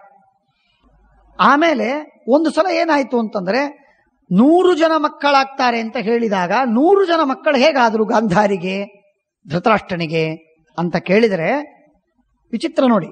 ಘಟನೆ ಹೇಗೆ, ಒಂದು ಸಣ್ಣ ಅಂಶ ನಾವು ಕೇಳದೇ ಇದ್ದದ್ದು, ಪ್ರಚಲಿತದಲ್ಲಿ ಇಲ್ಲದೆ ಇದ್ದದ್ದು. ವೇದವ್ಯಾಸ ದೇವರು ಒಂದು ದಿವಸ ಬಿಸಿಲಲ್ಲಿ ಬರ್ತಾರೆ. ಭಾರಿ ಶ್ರಮವಾಗಿರ್ತದೆ ಅವರಿಗೆ, ನಾಟಕ ಭಾರಿ ಶ್ರಮವಾಗಿರ್ತದೆ, ಹೊಸಿವಾಗಿದೆ, ಬಿಸಿಲಲ್ಲಿ ಬಂದಾರೆ, ಶ್ರಮವಾಗಿದೆ. ಬಂದವರೇ ಬಂದು ಗಾಂಧಾರಿ ಹತ್ರ ಕೊಡ್ತಾರೆ. ಗಾಂಧಾರಿ ಹತ್ರ ಬಂದು, ಗಾಂಧಾರಿ ಒಂದು ಸ್ವಲ್ಪ ಊಟಕ್ಕೆ ಹಾಕಮ್ಮ, ಹಸಿವಾಗಿದೆ ನನಗೆ ಅಂತಾರೆ. ಗಾಂಧಾರಿ ಆಗಿಂದಾಗ ಅವರಿಗೆ ಉತ್ತಮವಾದ ಅಡಿಗೆ ಮಾಡಿ ಭಾರಿ ಶ್ರೇಷ್ಠವಾದ ಅಡಿಗೆ ಹಾಕಿ ಊಟಕ್ಕೆ ಹಾಕ್ತಾಳೆ. ಗಾಂಧಾರಿ ವೇದವ್ಯಾಸ ದೇವರ ಸೊಸೆ. ಚೆನ್ನಾಗಿ ಊಟಕ್ಕೆ ಹಾಕಿದಾಗ ಸಂತೋಷಪಟ್ಟು ಆಶೀರ್ವಾದ ಮಾಡ್ತಾರೆ. ಬಹಳ ತೃಪ್ತಿ ಆಯಿತು. ನೀನು ಏನು ವರ ಬೇಡ್ತೀಯೋ ಬೇಡು, ನಾನು ಕೊಡ್ತೀನಿ. ಬಹಳ ಮಹತ್ವದ ಮಾತಿದು. ಯಾಕೆಂದ್ರೆ ಈ ಧೃತರಾಷ್ಟ್ರನಿಗೆ 100 ಜನ ಮಕ್ಕಳಾಗಬೇಕಾದದ್ದು ಅನಿವಾರ್ಯ. ಆ 100 ಜನ ಮಕ್ಕಳಾಗಬೇಕಾದರೆ ಅದಕ್ಕೊಂದು ವಿಶಿಷ್ಟವಾದ ಪ್ರಸಂಗ ಇಲ್ಲದ ಹೊರತು 100 ಜನ ಮಕ್ಕಳಾಗುವುದು ಅಸಂಭಾವಿತ. ಅದಕ್ಕೆ ವೇದವ್ಯಾಸ ದೇವರು ಹೂಡಿದ ಒಂದು ನಿಮಿತ್ತ. ವೇದವ್ಯಾಸ ದೇವರು ಓಡಿ ಬಂದ್ರು ಮನೆಗೆ. ಹಸಿವಾಯಿತು ಅಂತಂದ್ರು, ಊಟ ಮಾಡಿಕೊಂಡ್ರು. ಊಟ ಮಾಡಿದಾಗ ಗಾಂಧಾರಿಗೆ ಹೇಳಿದ್ರು, ಗಾಂಧಾರಿ ಬಹಳ ತೃಪ್ತಿ ಆಯಿತು, ಸಂತೋಷವಾಗಿದೆ, ನೀನು ಏನಾದರೂ ವರ ಬೇಡು, ನಾನು ಕೊಡ್ತೀನಿ. ಗಾಂಧಾರಿ ಬೇಡಿದ್ಲು ವರ. ಏನ್ ಬೇಡಿದ್ಲು? 100 ಜನ ಮಕ್ಕಳಾಗಬೇಕು ನನಗೆ. ತಥಾಸ್ತು ಅಂತ ವರ ಕೊಟ್ಬಿಟ್ಟು. ವೇದವ್ಯಾಸ ದೇವರು ತಥಾಸ್ತು ಅಂತ ವರವನ್ನು ಕೊಟ್ಟಾಗ 100 ಜನ ಮಕ್ಕಳಾಗಬೇಕು ಅಂತ ನಿಶ್ಚಿತವಾಯಿತು. ಇಷ್ಟಾದ ಮೇಲೆ ಗಾಂಧಾರಿ ಗರ್ಭಿಣಿಯಾದ್ಲು. ಗರ್ಭಿಣಿಯಾದ್ಲು. ಸ್ವಲ್ಪ ದಿನಗಳವರೆಗೆ ಗರ್ಭಿಣಿಯಾಗಿ ಎಷ್ಟೋ ದಿನಗಳು, 1 ವರ್ಷವಾಯಿತು. 1 ವರ್ಷ ಕಳೆದ ಮೇಲೂ ಕೂಡ ಅವಳಿಗೆ ಸಂತಾನವಾಗಲಿಲ್ಲ, ಹೆರಿಗೆ ಆಗಲಿಲ್ಲ. 2 ವರ್ಷಗಳಾಗ್ಲಿಕ್ಕೆ ಬಂತು. ಧರ್ಮರಾಜ ಹುಟ್ಟಿ ಬಿಟ್ಟಿದ್ದ ಅಲ್ಲಿ. ಧರ್ಮರಾಜ ಹುಟ್ಟಿದ್ದನ್ನು ನೋಡಿ, ಧರ್ಮರಾಜ ಹುಟ್ಟಿ 1 ವರ್ಷವಾಯಿತು, ಆದರೂ ಮಕ್ಕಳಾಗಲಿಲ್ಲ ನನಗೆ ಅಂತ ಹೇಳಿ ಹೆಣ್ಣಿನ ಮೇಲಿನ ದ್ವೇಷವೋ ಮಾತ್ಸರ್ಯವೋ ಅಸೂಯೆಯೋ, ಅದರಿಂದಾಗಿ ಕುಂತಿಗೆ ಮಕ್ಕಳಾಗಿ ನನಗೆ ಮಕ್ಕಳಾಗಲಿಲ್ಲಲ್ಲ ಅಂತ ಅನ್ನೋದಕ್ಕೆ ತನ್ನ ಗರ್ಭವನ್ನ ಕಲ್ಲು ತೆಗೆದುಕೊಂಡು ಜಚ್ಚಿಕೊಳ್ತಾಳೆ. ಆಗ ಹುಟ್ಟಿದ್ದು ಒಂದು ಮಾಂಸದ ಪೇಶಿ, ಮಾಂಸದ ಒಂದು ಪಿಂಡ. ಇಷ್ಟು ಆಗ್ತದೆ. ಅದಕ್ಕೆ ಮೊದಲು ಒಂದು ಸಣ್ಣ ಮತ್ತೊಂದು ಹಿಂದೆ ಪ್ರಸಂಗ, ಸ್ವಲ್ಪ ಚರ್ಚೆ ಹಾಗೂ ಒಂದು ಕಥೆ. ಏನಾಗತ್ತೆ ಹಿಂದೆ ಅಂತಂದ್ರೆ, ಧರ್ಮರಾಜ ಹುಟ್ಟುವುದಕ್ಕಿಂತಲೂ ಮೊದಲಿಗೆ ಪಾಂಡುರಾಜ ಅಂತಾನೆ ಮನುಷ್ಯ ಹುಟ್ಟುವಾಗ 4 ಋಣಗಳನ್ನ ಪಡೆದೇ ಹುಟ್ಟುತ್ತಾನೆ. ಕೆಲವು ಕಡೆಗೆ ಹೇಳ್ತಾರೆ 3 ಋಣ ಅಂತ, ಕೆಲವು ಇಲ್ಲಿ ಮಹಾಭಾರತ ಹೇಳ್ತಾ ಇದೆ, ಹಾಗೂ ಇನ್ನನೇಕ ಕಡೆಗೆ ಧರ್ಮಶಾಸ್ತ್ರ ಹೇಳ್ತದೆ 4 ಅಂತ. ಇನ್ನನೇಕ ಧರ್ಮಶಾಸ್ತ್ರಗಳಲ್ಲಿ 5 ಅಂತ ಹೇಳಿದ್ದಾನೆ. ಇರಲಿ, 4 ಋಣವನ್ನ ಪಡೆದೇ ಹುಟ್ಟುತ್ತಾನೆ. ಆ 4 ಋಣಗಳು ಯಾವ್ಯಾವು ಅಂತಂದ್ರೆ, ದೇವತೆಗಳ ಋಣ, ಮನುಷ್ಯರ ಋಣ, ಋಷಿಗಳ ಋಣ, ಪಿತೃಗಳ ಋಣ. ದೇವತೆಗಳ ಋಣವನ್ನ ತೀರಿಸುವುದಕ್ಕೆ ಇದು ಬಹಳ ವಿಚಿತ್ರ. 3 ಋಣಗಳನ್ನ ಏನು ಮಾಡಿದ್ರೂ ತೀರಿಸ್ಲಿಕ್ಕೆ ಆಗುವುದಿಲ್ಲ. 1 ಋಣವನ್ನ ಮಾತ್ರ ತೀರಿಸಬಹುದು. 1 ಋಣವನ್ನ ಸತ್ತೋದ್ರೆ ತೀರಿಸೋದಕ್ಕೂ ಕಾರಣವಿಲ್ಲ. ಅದು ಪಿತೃಋಣ. ಅದಕ್ಕೆ ಹೇಳ್ತಾನೆ, ಯೋನ ಮುಚ್ಚೇತ ಧರ್ಮವಿತ ನತಸ್ಯ ಲೋಕ ಸಂತೀತಿ ತಥಾ ಲೋಕವಿದೋ ವಿದುಹು ಯಜ್ಞೇನ ದೀವಾನ್ ಪ್ರೀಣಾತಿ. ದೇವತೆಗಳು ಮಾಡಿದ ಉಪಕಾರವನ್ನು ತೀರಿಸುವುದಕ್ಕೆ ಅಥವಾ ನೆನಪು ಮಾಡಿಕೊಳ್ಳುವುದಕ್ಕೆ, ಕೃತಜ್ಞತೆಯನ್ನು ಸಮರ್ಪಿಸುವುದಕ್ಕೆ ಒಂದು ಕ್ರಮ, ಅದು ಯಜ್ಞ. ಯಜ್ಞವನ್ನು ಮಾಡುವುದರಿಂದ ದೇವತೆಗಳ ಋಣವನ್ನ ನೆನಪು ಮಾಡಿ ಅವರಿಗೆ ನಾವು ಕೃತಜ್ಞತೆಯನ್ನ ಸಮರ್ಪಣೆ ಮಾಡಿದಂತೆ. ಅದಕ್ಕೆ ಯಜ್ಞ ಅತ್ಯಂತ ಅನಿವಾರ್ಯ. 2ನೇದಾಗಿ ಸ್ವಾಧ್ಯಾಯ, ವೇದಾಧ್ಯಯನವನ್ನು ಮಾಡುವುದರಿಂದ ಋಷಿಗಳ ಋಣವನ್ನು ನಾವು ನೆನಪು ಮಾಡಿ ಅವರ ಸಮರ್ಪಣೆ ಮಾಡಿದಂತೆ. ಇದು ಸ್ವಾಧ್ಯಾಯ ವೇದಾಧ್ಯಯನದಿಂದ. 3ನೇದಾಗಿ ಪುತ್ರೈಹಿ ಶ್ರಾದ್ದೈರಪಿ, ಪಿತೃಗಳ ಋಣವನ್ನ ಶ್ರಾದ್ದ ಮಾಡುವುದರಿಂದ ಹಾಗೂ ಸಂತಾನವನ್ನು ಪಡೆಯುವುದರಿಂದ ಮತ್ತೆ ಪಿತೃಗಳ ಋಣವನ್ನ ತೀರಿಸಿದಂತೆ ಆಗ್ತದೆ. ಇನ್ನು ಮನುಷ್ಯರ ಋಣ, ಸಮಾಜದ ಋಣ, ಜಗತ್ತಿನ ಋಣವೇನಿದೆ, ಇದು ಪರೋಪಕಾರವನ್ನು ಮಾಡುವುದರಿಂದ ಮಾನವರ ಋಣವನ್ನ ತೀರಿಸಿದಂತೆ ಆಗ್ತದೆ. ಹೀಗೆ 4 ಋಣಗಳಿವೆ. ಅವುಗಳನ್ನು ತೀರಿಸುವ ಕ್ರಮ 4. ಪಿತೃಣಾಂತ ನಮುಕ್ತೋಸ್ಮಿ ತಚ್ಚ ತೆಭ್ಯೋ ವಿಶಿಷ್ಯತೆ ದೇಹನಾಶೇ ಭವೆನ್ನಾಶಃ ಪಿತೃಣಾಮೇಶ ನಿಶ್ಚಯ. ಆದ್ದರಿಂದ ಸಂತಾನವಾಗಬೇಕು. ಸಂತಾನಕ್ಕಾಗಿ ಏನ್ ಮಾಡಬೇಕು? ನನಗಂತೂ ಸಂತಾನವಾಗೂ ಹಾಗಿಲ್ಲ ಅಂತ ಶಾಪವಾಗಿದೆ. ಆದ್ದರಿಂದ ಉತ್ತಮರಾಗಿರುವ ವ್ಯಕ್ತಿಗಳಿಂದ ಅಥವಾ ನನಗೆ ಸಮಾನರಾಗಿರತಕ್ಕ ವ್ಯಕ್ತಿಗಳಿಂದ ನೀವು ನಿಯೋಗ ಪದ್ಧತಿಯಿಂದ ಮಕ್ಕಳನ್ನ ಪಡಿಬೇಕು ಅಂತ ಕುಂತಿಗೆ ಪಾಂಡುರಾಜ ಹೇಳ್ತಾನೆ. ಹೇಳಿದಾಗ ಅವಳು ಬಹಳ ಸುದೀರ್ಘವಾಗಿ ಆರ್ಗ್ಯುಮೆಂಟ್ ಮಾಡ್ತಾಳೆ. ಉತ್ತಮಾದವರ ಪುಂಸಃ ಕಾಂಕ್ಷಂತೋ ಪುತ್ರಮಾಪದಿ ಅಪತ್ಯಂ ಧರ್ಮಫಲದಂ ಶ್ರೇಷ್ಠಾದಿಚ್ಛಂತೆ ಸಾಧವ. ಪಾಂಡುರಾಜ ಇನ್ನೇ ಹೇಳ್ತಾ ಇದ್ದಾನೆ, 12 ತರಹದ ಮಕ್ಕಳಿದ್ದಾರೆ. ಅದರೊಳಗೆ 6 ತರಹದ ಮಕ್ಕಳಿಗೆ ತಂದೆ ಗಳಿಸಿದ ಹಣವನ್ನು ಪಡೆಯುವ ಅಧಿಕಾರ ಉಂಟು. ಇನ್ನು 6 ತರಹದ ಮಕ್ಕಳಿಗೆ ತಂದೆ ಗಳಿಸಿದ ಹಣವನ್ನು ಪಡೆಯುವ ಅಧಿಕಾರ ಇಲ್ಲ. ರಿಕ್ತಹಾರರಾಗ್ತಾರೆ 6 ಜನ ರಿಕ್ತಹಾರರು ಆಗುವುದಿಲ್ಲ. ಯಾರ್ಯಾರು? ಸ್ವಯಂ ಜಾತ, ಪ್ರಣೀತ, ಪರಿಕ್ರೀತ, ಪೌನರ್ಭವ, ಕಾನೀನ, ಸ್ವೈರಿಣೀ ಜಾತ, ದತ್ತ, ಕ್ರೀತ, ಕೃತ್ರಿಮ ಮತ್ತು ಸಹೋಡ ಮತ್ತು ಜ್ಞಾತಿ, ಹೀನಯೋನಿ ಧೃತಶ್ಚ. ಇವರೆಲ್ಲರೂ ಮಕ್ಕಳು. ಇವರೊಳಗೆ 6 ಜನ ಪೂರ್ವಪೂರ್ವತಮಾಭಾವಂ ಮತ್ವಾ ಲಿಪ್ಸೇತ ವೈಸುತಂ ಉತ್ತಮಾದ್ದೇವರಾತ್ಪುಂಸಃ ಕಾಂಕ್ಷಂತೆ ಪುತ್ರಮಾಪದಿ. ಅನೇಕ ತರಹದ ಮಕ್ಕಳು. ವಿವರಣೆ ಮಾಡಲಿಕ್ಕೆ ಹೊತ್ತಿಲ್ಲ, ಸಮಯ ಮುಗಿತಾ ಇದೆ, ಸಂಕ್ಷೇಪದಲ್ಲಿ ಮುಗಿಸ್ತೇನೆ. ಆದ್ದರಿಂದ ಸದೃಶಾತ್ ಶ್ರೇಯಸೋವಾತ್ಮಂ ವಿದ್ಯಪತ್ಯಂ ಯಶಸ್ವಿನಿ. ಕುಂತಿ, ಉತ್ತಮರಾಗಿರುವಂತಹ ಜನರಿಂದ ನೀನು ಸಂತಾನವನ್ನು ಪಡೆದು ನಮ್ಮ ವಂಶವನ್ನು ಬೆಳೆಸು ಅಂತ ಹೇಳಿದಾಗ ಆಗ ಒಂದು ಕಥೆಯನ್ನು ಹೇಳ್ತಾನೆ. ಕಥೆಯನ್ನು ಹೇಳಿ ಮುಗಿಸಿದಾಗ ಇವಳಂತಾಳೆ, ಇದು ನನಗೆ ಸಾಧ್ಯವಿಲ್ಲ. ಮನಸ್ಸಿನಿಂದಲೂ ನಾನು ಪರಪುರುಷನನ್ನು ನಾನು ನೆನೆಸಿಲ್ಲ, ಮನಸ್ಸಿನಲ್ಲೂ ನಾನು ನೆನೆಸಿಲ್ಲ. ಆದ್ದರಿಂದ ಈ ಅಪಚಾರವನ್ನು ಮಾಡಲಿಕ್ಕೆ ನನಗಾಗುವುದಿಲ್ಲ. ನಹ್ಯನ್ಯಂ ಮನಸಪ್ಯನ್ಯಂ ಗಚ್ಚೇಯಂ ತ್ವದೃತೇನರಂ ತ್ವತ್ತ ಪ್ರತಿ ವಿಶಿಷ್ಟಶ್ಚ ಕೋನ್ಯೋಸ್ತಿ ಭುವಿ ಮಾನವಃ ಅಂತ ಹೇಳಿ ಸುದೀರ್ಘವಾದ ರೀತಿಯಲ್ಲಿ ಎಲ್ಲ ಅನೇಕ ದೃಷ್ಟಾಂತಗಳನ್ನು ಕೊಟ್ಟು ಆ ಮಾತುಗಳನ್ನ ಅನಾವೃತ ಕಿಲ ಪುರಾ ಸ್ತ್ರೀಯ ಆಸನ್ ವರಾನನೆ ತಂಚೈವ ಧರ್ಮಂ ಪೌರಾಣಂ ತಿರ್ಯಗ್ಯೋ ನಿಗತ ಪ್ರಜಾ ಅದ್ಯಾಪ್ಯನು ವಿಧೀಯಂತೆ ಕಾಮಕ್ರೋಧ ವಿವರ್ಜಿತಾ ಇತ್ಯಾದಿಯಾಗಿ ಅನೇಕ ಚರ್ಚೆಗಳೆಲ್ಲ ಮಾಡ್ತಾರೆ. ಇಷ್ಟೆಲ್ಲ ಮಾಡಿ ಕೊನೆಗೆ ಕುಂತಿ ಬಾಗಿ ಒಂದು ಮಾತನ್ನು ಹೇಳ್ತಾಳೆ. ಇಷ್ಟಿದ್ರೂ ನಿನ್ನ ಆಜ್ಞೆ ಇದ್ದದ್ದರಿಂದ ನಾನು ಆ ಆಜ್ಞೆಯನ್ನು ಪರಿಪಾಲನೆ ಮಾಡ್ತೇನೆ. ಆದರೆ ನನಗೊಂದು ಅನುಕೂಲತೆ ಇದೆ. ಏನು ಅನುಕೂಲತೆ ಅಂದ್ರೆ, ನಿನ್ಕಿಂತಲೂ ಉತ್ತಮರಾಗಿರುವಂತಹ ವ್ಯಕ್ತಿ ಮನುಷ್ಯರಲ್ಲಿ ಯಾರೂ ಇಲ್ಲ ನನಗೆ ಸಂತಾನವನ್ನು ಕೊಡುವುದಕ್ಕೆ. ಆದ್ದರಿಂದ ನಿನ್ಕಿಂತಲೂ ಉತ್ತಮರಾದಂತಹ ವ್ಯಕ್ತಿ ದೇವತೆಗಳಲ್ಲಿದ್ದಾರೆ. ಆ ದೇವತೆಗಳನ್ನು ಕರೆಯುವುದಕ್ಕೆ ನನಗೊಂದು ಮಂತ್ರವಿದೆ. ನಾನು ಹಿಂದೆ ನನ್ನ ತಂದೆ ಮನೆಯಲ್ಲಿರುವಾಗ ಒಬ್ಬ ಬ್ರಾಹ್ಮಣ ಬಂದಿದ್ದ. ಅವನ ಹೆಸರು ದೂರ್ವಾಸ. ಆ ದೂರ್ವಾಸರ ಸೇವೆಯನ್ನು ಮಾಡಿದೆ. ಅವರು ನನಗೆ ಸಂತುಷ್ಟರಾಗಿ ಒಂದು ಮಂತ್ರವನ್ನು ಕೊಟ್ಟರು. ಆ ಮಂತ್ರ ಏನ್ ಮಾಡ್ತದೆ ಕೆಲಸ ಅಂತಂದ್ರೆ, ಯಾವುದೇ ದೇವತೆಯನ್ನು ಕರೆದರೆ ಆ ದೇವತೆ ತಕ್ಷಣಕ್ಕೆ ಬರ್ತಾನೆ, ಬಂದು ಸಂತಾನವನ್ನು ಕೊಡ್ತಾನೆ. ಹೀಗೆ ನನಗೆ ಅವರು ಹೇಳಿದ್ದಾರೆ. ಆ ಮಂತ್ರ ಇದೆ, ಆ ಮಂತ್ರದಿಂದ ನಾನು ಇದನ್ನ ಮಾಡ್ತೇನೆ ಅಂತ ಹೇಳಿದ್ದೆ. ಬಹಳ ಸಂತೋಷವಾಯಿತು ಪಾಂಡುರಾಜನಿಗೆ. ಬಹಳ ಅಂದ್ರೆ ಬಹಳ ಸಂತೋಷವಾಯಿತು. ಅವನಿಗೆ ಲೆಕ್ಕ ಮೀರಿದಷ್ಟು ಸಂತೋಷವಾಯಿತು. ಈ ಕಲ್ಪನೆ ಅವನಿಗಿರಲಿಲ್ಲ. ಆದರೆ ಕುಂತಿ ಈ ಸಂದರ್ಭದಲ್ಲೂ ಕೂಡ ಅವಳು ತನ್ನ ಕರ್ಣನನ್ನ ನಾನು ಪಡೆದಿದ್ದೆ ಎನ್ನುವ ಮಾತನ್ನ ಪಾಂಡುವಿಗೆ ಗಂಡನಿಗೆ ಮಾತನ್ನ ಹೇಳುವುದಿಲ್ಲ, ಮುಚ್ಚಿಡ್ತಾಳೆ. ಅದನ್ನು ಮುಚ್ಚಿಟ್ಟು ಹೇಳ್ತಾಳೆ, ನನಗೊಂದು ಮಂತ್ರ ಸಿಕ್ಕಿದೆ, ಆ ಮಂತ್ರದಿಂದ ನಾನು ಯಾವ ದೇವತೆಯನ್ನೂ ಪಡಿಬಹುದು ಅಂತ ಹೇಳ್ತಾಳೆ. ಪಾಂಡುರಾಜ ಒಪ್ಪಿಕೊಳ್ತಾನೆ. ಬಹಳ ಸಂತೋಷವಾಯಿತು ಅಂತಾನೆ. ಸಂತೋಷವಾಯಿತು ಅಂತ ಹೇಳಿ ಆಗ ಯಾವ ದೇವತೆಯನ್ನಾದ್ರೂ ಕರಿಬಹುದು. ದೇವತೆಯನ್ನು ಕರೆದ್ರೆ ಬಹಳ ಸಂತೋಷ. ಯಾಕೆ ಅಂದ್ರೆ, ದೇವಾತ್ ಪುತ್ರ ಫಲಂ ಸದ್ಯ ವಿಪ್ರಾತ್ ಕಾಲಾಂತರೇ ಭವೇ. ದೇವತೆಗಳಿಂದ ನಿಯೋಗವನ್ನು ಮಾಡಿಕೊಂಡಂತಹ ಹೆಣ್ಣು ಆಗಿಂದಾಗ ಸಂತಾನವನ್ನ ಹೆತ್ತು ಬಿಡ್ತಾಳೆ. ನೋಡಿ, ಈ ಮಾತು ಬಹಳ ಮಹತ್ವದ್ದು. ಅಂದರೆ ಧರ್ಮ, ಭೀಮ, ಅರ್ಜುನ ಅಥವಾ ನಕುಲ ಸಹದೇವರು ಹುಟ್ಟಿದ್ದು ಆಗಿಂದಾಗ, ಮೊದಲನೇ ಮಾತು. ಆಚೆ ಕರ್ಣ, ಅವನು ಹುಟ್ಟಿದ್ದು ಆಗಿಂದಾಗ. ಸದ್ಯೋ ಗರ್ಭಾಹ, ನಾನು ಅವತ್ತೊಂದು ಮಾತು ಹೇಳಿದೆ. ದೇವತೆಗಳಿಗೆ ಮಾತ್ರವಲ್ಲ, ದೈತ್ಯರಿಗೆ ಅರ್ಥಾತ್ ಭೂತಗಳಿಗೆ, ಪಿಶಾಚಗಳಿಗೂ, ರಾಕ್ಷಸರಿಗೂ ಕೂಡ ಈ ವಿಧವಾದ ಶಕ್ತಿ ಉಂಟು. ಆಗಿಂದಾಗ ಗರ್ಭ ಸಂತಾನವಾಗೇ ಬಿಡುತ್ತದಾಗ. 9 ತಿಂಗಳವರೆಗೆ ನವಮಾಸ ಗರ್ಭಧಾರಣ ಅಂತನ್ನುವ ಪ್ರಸಕ್ತಿ ಮಾನವರಿಗಿದ್ದಂತೆ ಇಲ್ಲ. ಅದಕ್ಕಾಗಿ ಹೇಳ್ತಾರೆ, ದೇವಾತ್ ಪುತ್ರಫಲಂ ಸದ್ಯ ವಿಪ್ರಾತ್ ಕಾಲಾಂತರೇ ಭವೇ.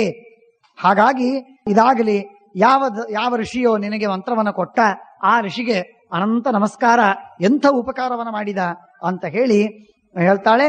ಆಗ ಯಮಧರ್ಮನನ್ನ ಯಾರನ್ನು ಕರಿಬೇಕು ಅಂತ ಕೇಳಿದರೆ, ಧರ್ಮದಿಂದಲೇನೆ ರಾಜ್ಯದ ಸಂರಕ್ಷಣೆ. ನಮ್ಮ ಶ್ರೀಮದಾಚಾರ್ಯರು ಈ ಎಲ್ಲ ಮಾತುಗಳನ್ನು ಎಷ್ಟು ಅರ್ಥಗರ್ಭವಾಗಿ ಸಂಕ್ಷಿಪ್ತವಾಗಿ ಮಹಾಭಾರತದ ಸಮಗ್ರ ಸಾರ ಅಧ್ಯಾಯಗಳ ಸಾರವನ್ನ ಒಂದೊಂದು ಶಬ್ದದಲ್ಲಿ ತಂದು ಅದನ್ನು ಹೇಳಿಬಿಡ್ತಾರೆ. ಬಹಳ ಸ್ವಾರಸ್ಯವಾಗಿರ್ತದೆ. ಆಗ ಹೇಳ್ತಾಳೆ, ನಚಾಧರ್ಮೇಣ ಧರ್ಮಜ್ಞೇ ಶಕ್ಯ ಪಾಲಯಿತು ಪ್ರಜಾ. ಧರ್ಮದಿಂದಲೇನೆ ಪ್ರಜೆಗಳನ್ನ ಪಾಲನ ಮಾಡುವುದು ಸಾಧ್ಯ. ಆದ್ದರಿಂದ ಧರ್ಮನನ್ನ ಪಡೆಯಬೇಕು. ಧರ್ಮವನ್ನ ಅನುಷ್ಠಾನ ಮಾಡುವ, ಧರ್ಮಕ್ಕೆ ನಿಯಾಮಕನಾದ, ಧರ್ಮಕ್ಕೆ ಉತ್ತಮ ಫಲವನ್ನು ಕೊಡುವ, ಸ್ವಯಂ ಧಾರ್ಮಿಕನಾದ, ಧರ್ಮವನ್ನು ಜಾಗೃತಿಗೊಳಿಸುವ ವ್ಯಕ್ತಿ ದೇವತೆ ಅಂತಂದ್ರೆ ಸ್ವಯಂ ಸಾಕ್ಷಾತ್ ಯಮಧರ್ಮ. ಆದ್ದರಿಂದ ಯಮಧರ್ಮನನ್ನ ಆಹ್ವಾನ ಮಾಡು, ಯಮಧರ್ಮ ಬರಲಿ, ಅವನಿಂದ ಸಂತಾನವಾಗಲಿ. ಅವನಿಂದ ಸಂತಾನವಾದರೆ ನಮಗೆ ಪರಮ ಶ್ರೇಯಸ್ಸು, ಉತ್ತಮ ಮಂಗಲವಾಗ್ತದೆ ಅಂತ ಹೇಳಿದಾಗ ಯಮಧರ್ಮನನ್ನ ಆಹ್ವಾನ ಮಾಡ್ತಾಳೆ. ಯಮಧರ್ಮ ಬಂದು ಆಗಿಂದಾಗ ಸಂತಾನವನ್ನು ಕೊಡ್ತಾನೆ. ಶ್ರೇಷ್ಠ ಕೂಸು ಆಗಿಂದಾಗ ಹುಟ್ಟಿ ಬರ್ತದೆ. ಹೆತ್ತಾಗ ಅವನಿಗೆ ಯಮಧರ್ಮ ಅಂತ ಹೆಸರನ್ನ ಇಡ್ತಾನೆ. ಈ ರೀತಿಯಾಗಿ ವಾಗುವಾಚ ಅಶರೀರಣಿ ಏಷ ಧರ್ಮಭೃತಂ ಶ್ರೇಷ್ಠ ಭವಿಷ್ಯತಿ ನರೋತ್ತಮ ಅಂತ ಹೇಳಿ ಈ ರೀತಿಯಾಗಿ ಆಗ್ತದೆ.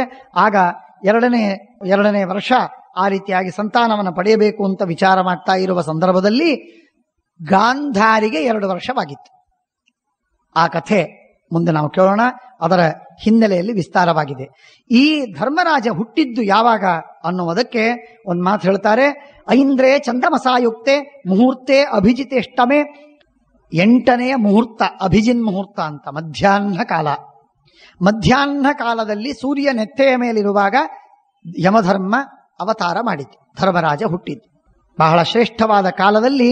ತಿಥೌ ಪೂರ್ಣೇಹಿ ಪೂಜಿತೆ ಮಧ್ಯಗತೆ ಸೂರ್ಯ ಮಧ್ಯದಲ್ಲಿದ್ದ ಆ ಸಂದರ್ಭದಲ್ಲಿ ಧರ್ಮರಾಜ ಹುಟ್ಟಿದ್ದಾನೆ. ಶ್ರೀಕೃಷ್ಣ ಪ್ರಣಮಸ್ತು. ಅಕ್ಷಯಂ ಕರ್ಮ ಯಸ್ಮಿನ್ ಪರೇ ಸ್ವರ್ಪಿತಂ ಪ್ರಕ್ಷಯಂ ಯಾಂತ್ಯ ದುಃಖಾನಿ ಯನ್ನಾಮತಃ ಅಕ್ಷರೋ ಯೋಜರ ಸರ್ವದೈವಾಮೃತಃ ಕುಕ್ಷಿಗಮ್ಯಸ್ಯ ವಿಶ್ವಂ ಸದಾಜಾದಿಕಂ ಪ್ರೀಣಯಾಮೋ ವಾಸುದೇವಂ ದೇವತಾಮಂಡಲಾಖಂಡಮಂಡನಂ ಅನೇನ ಭಾವಿ ಯತ್ ಪುಣ್ಯಂ ಅವಾಪ್ನೋತು ಗುರುರ್ಮಮ.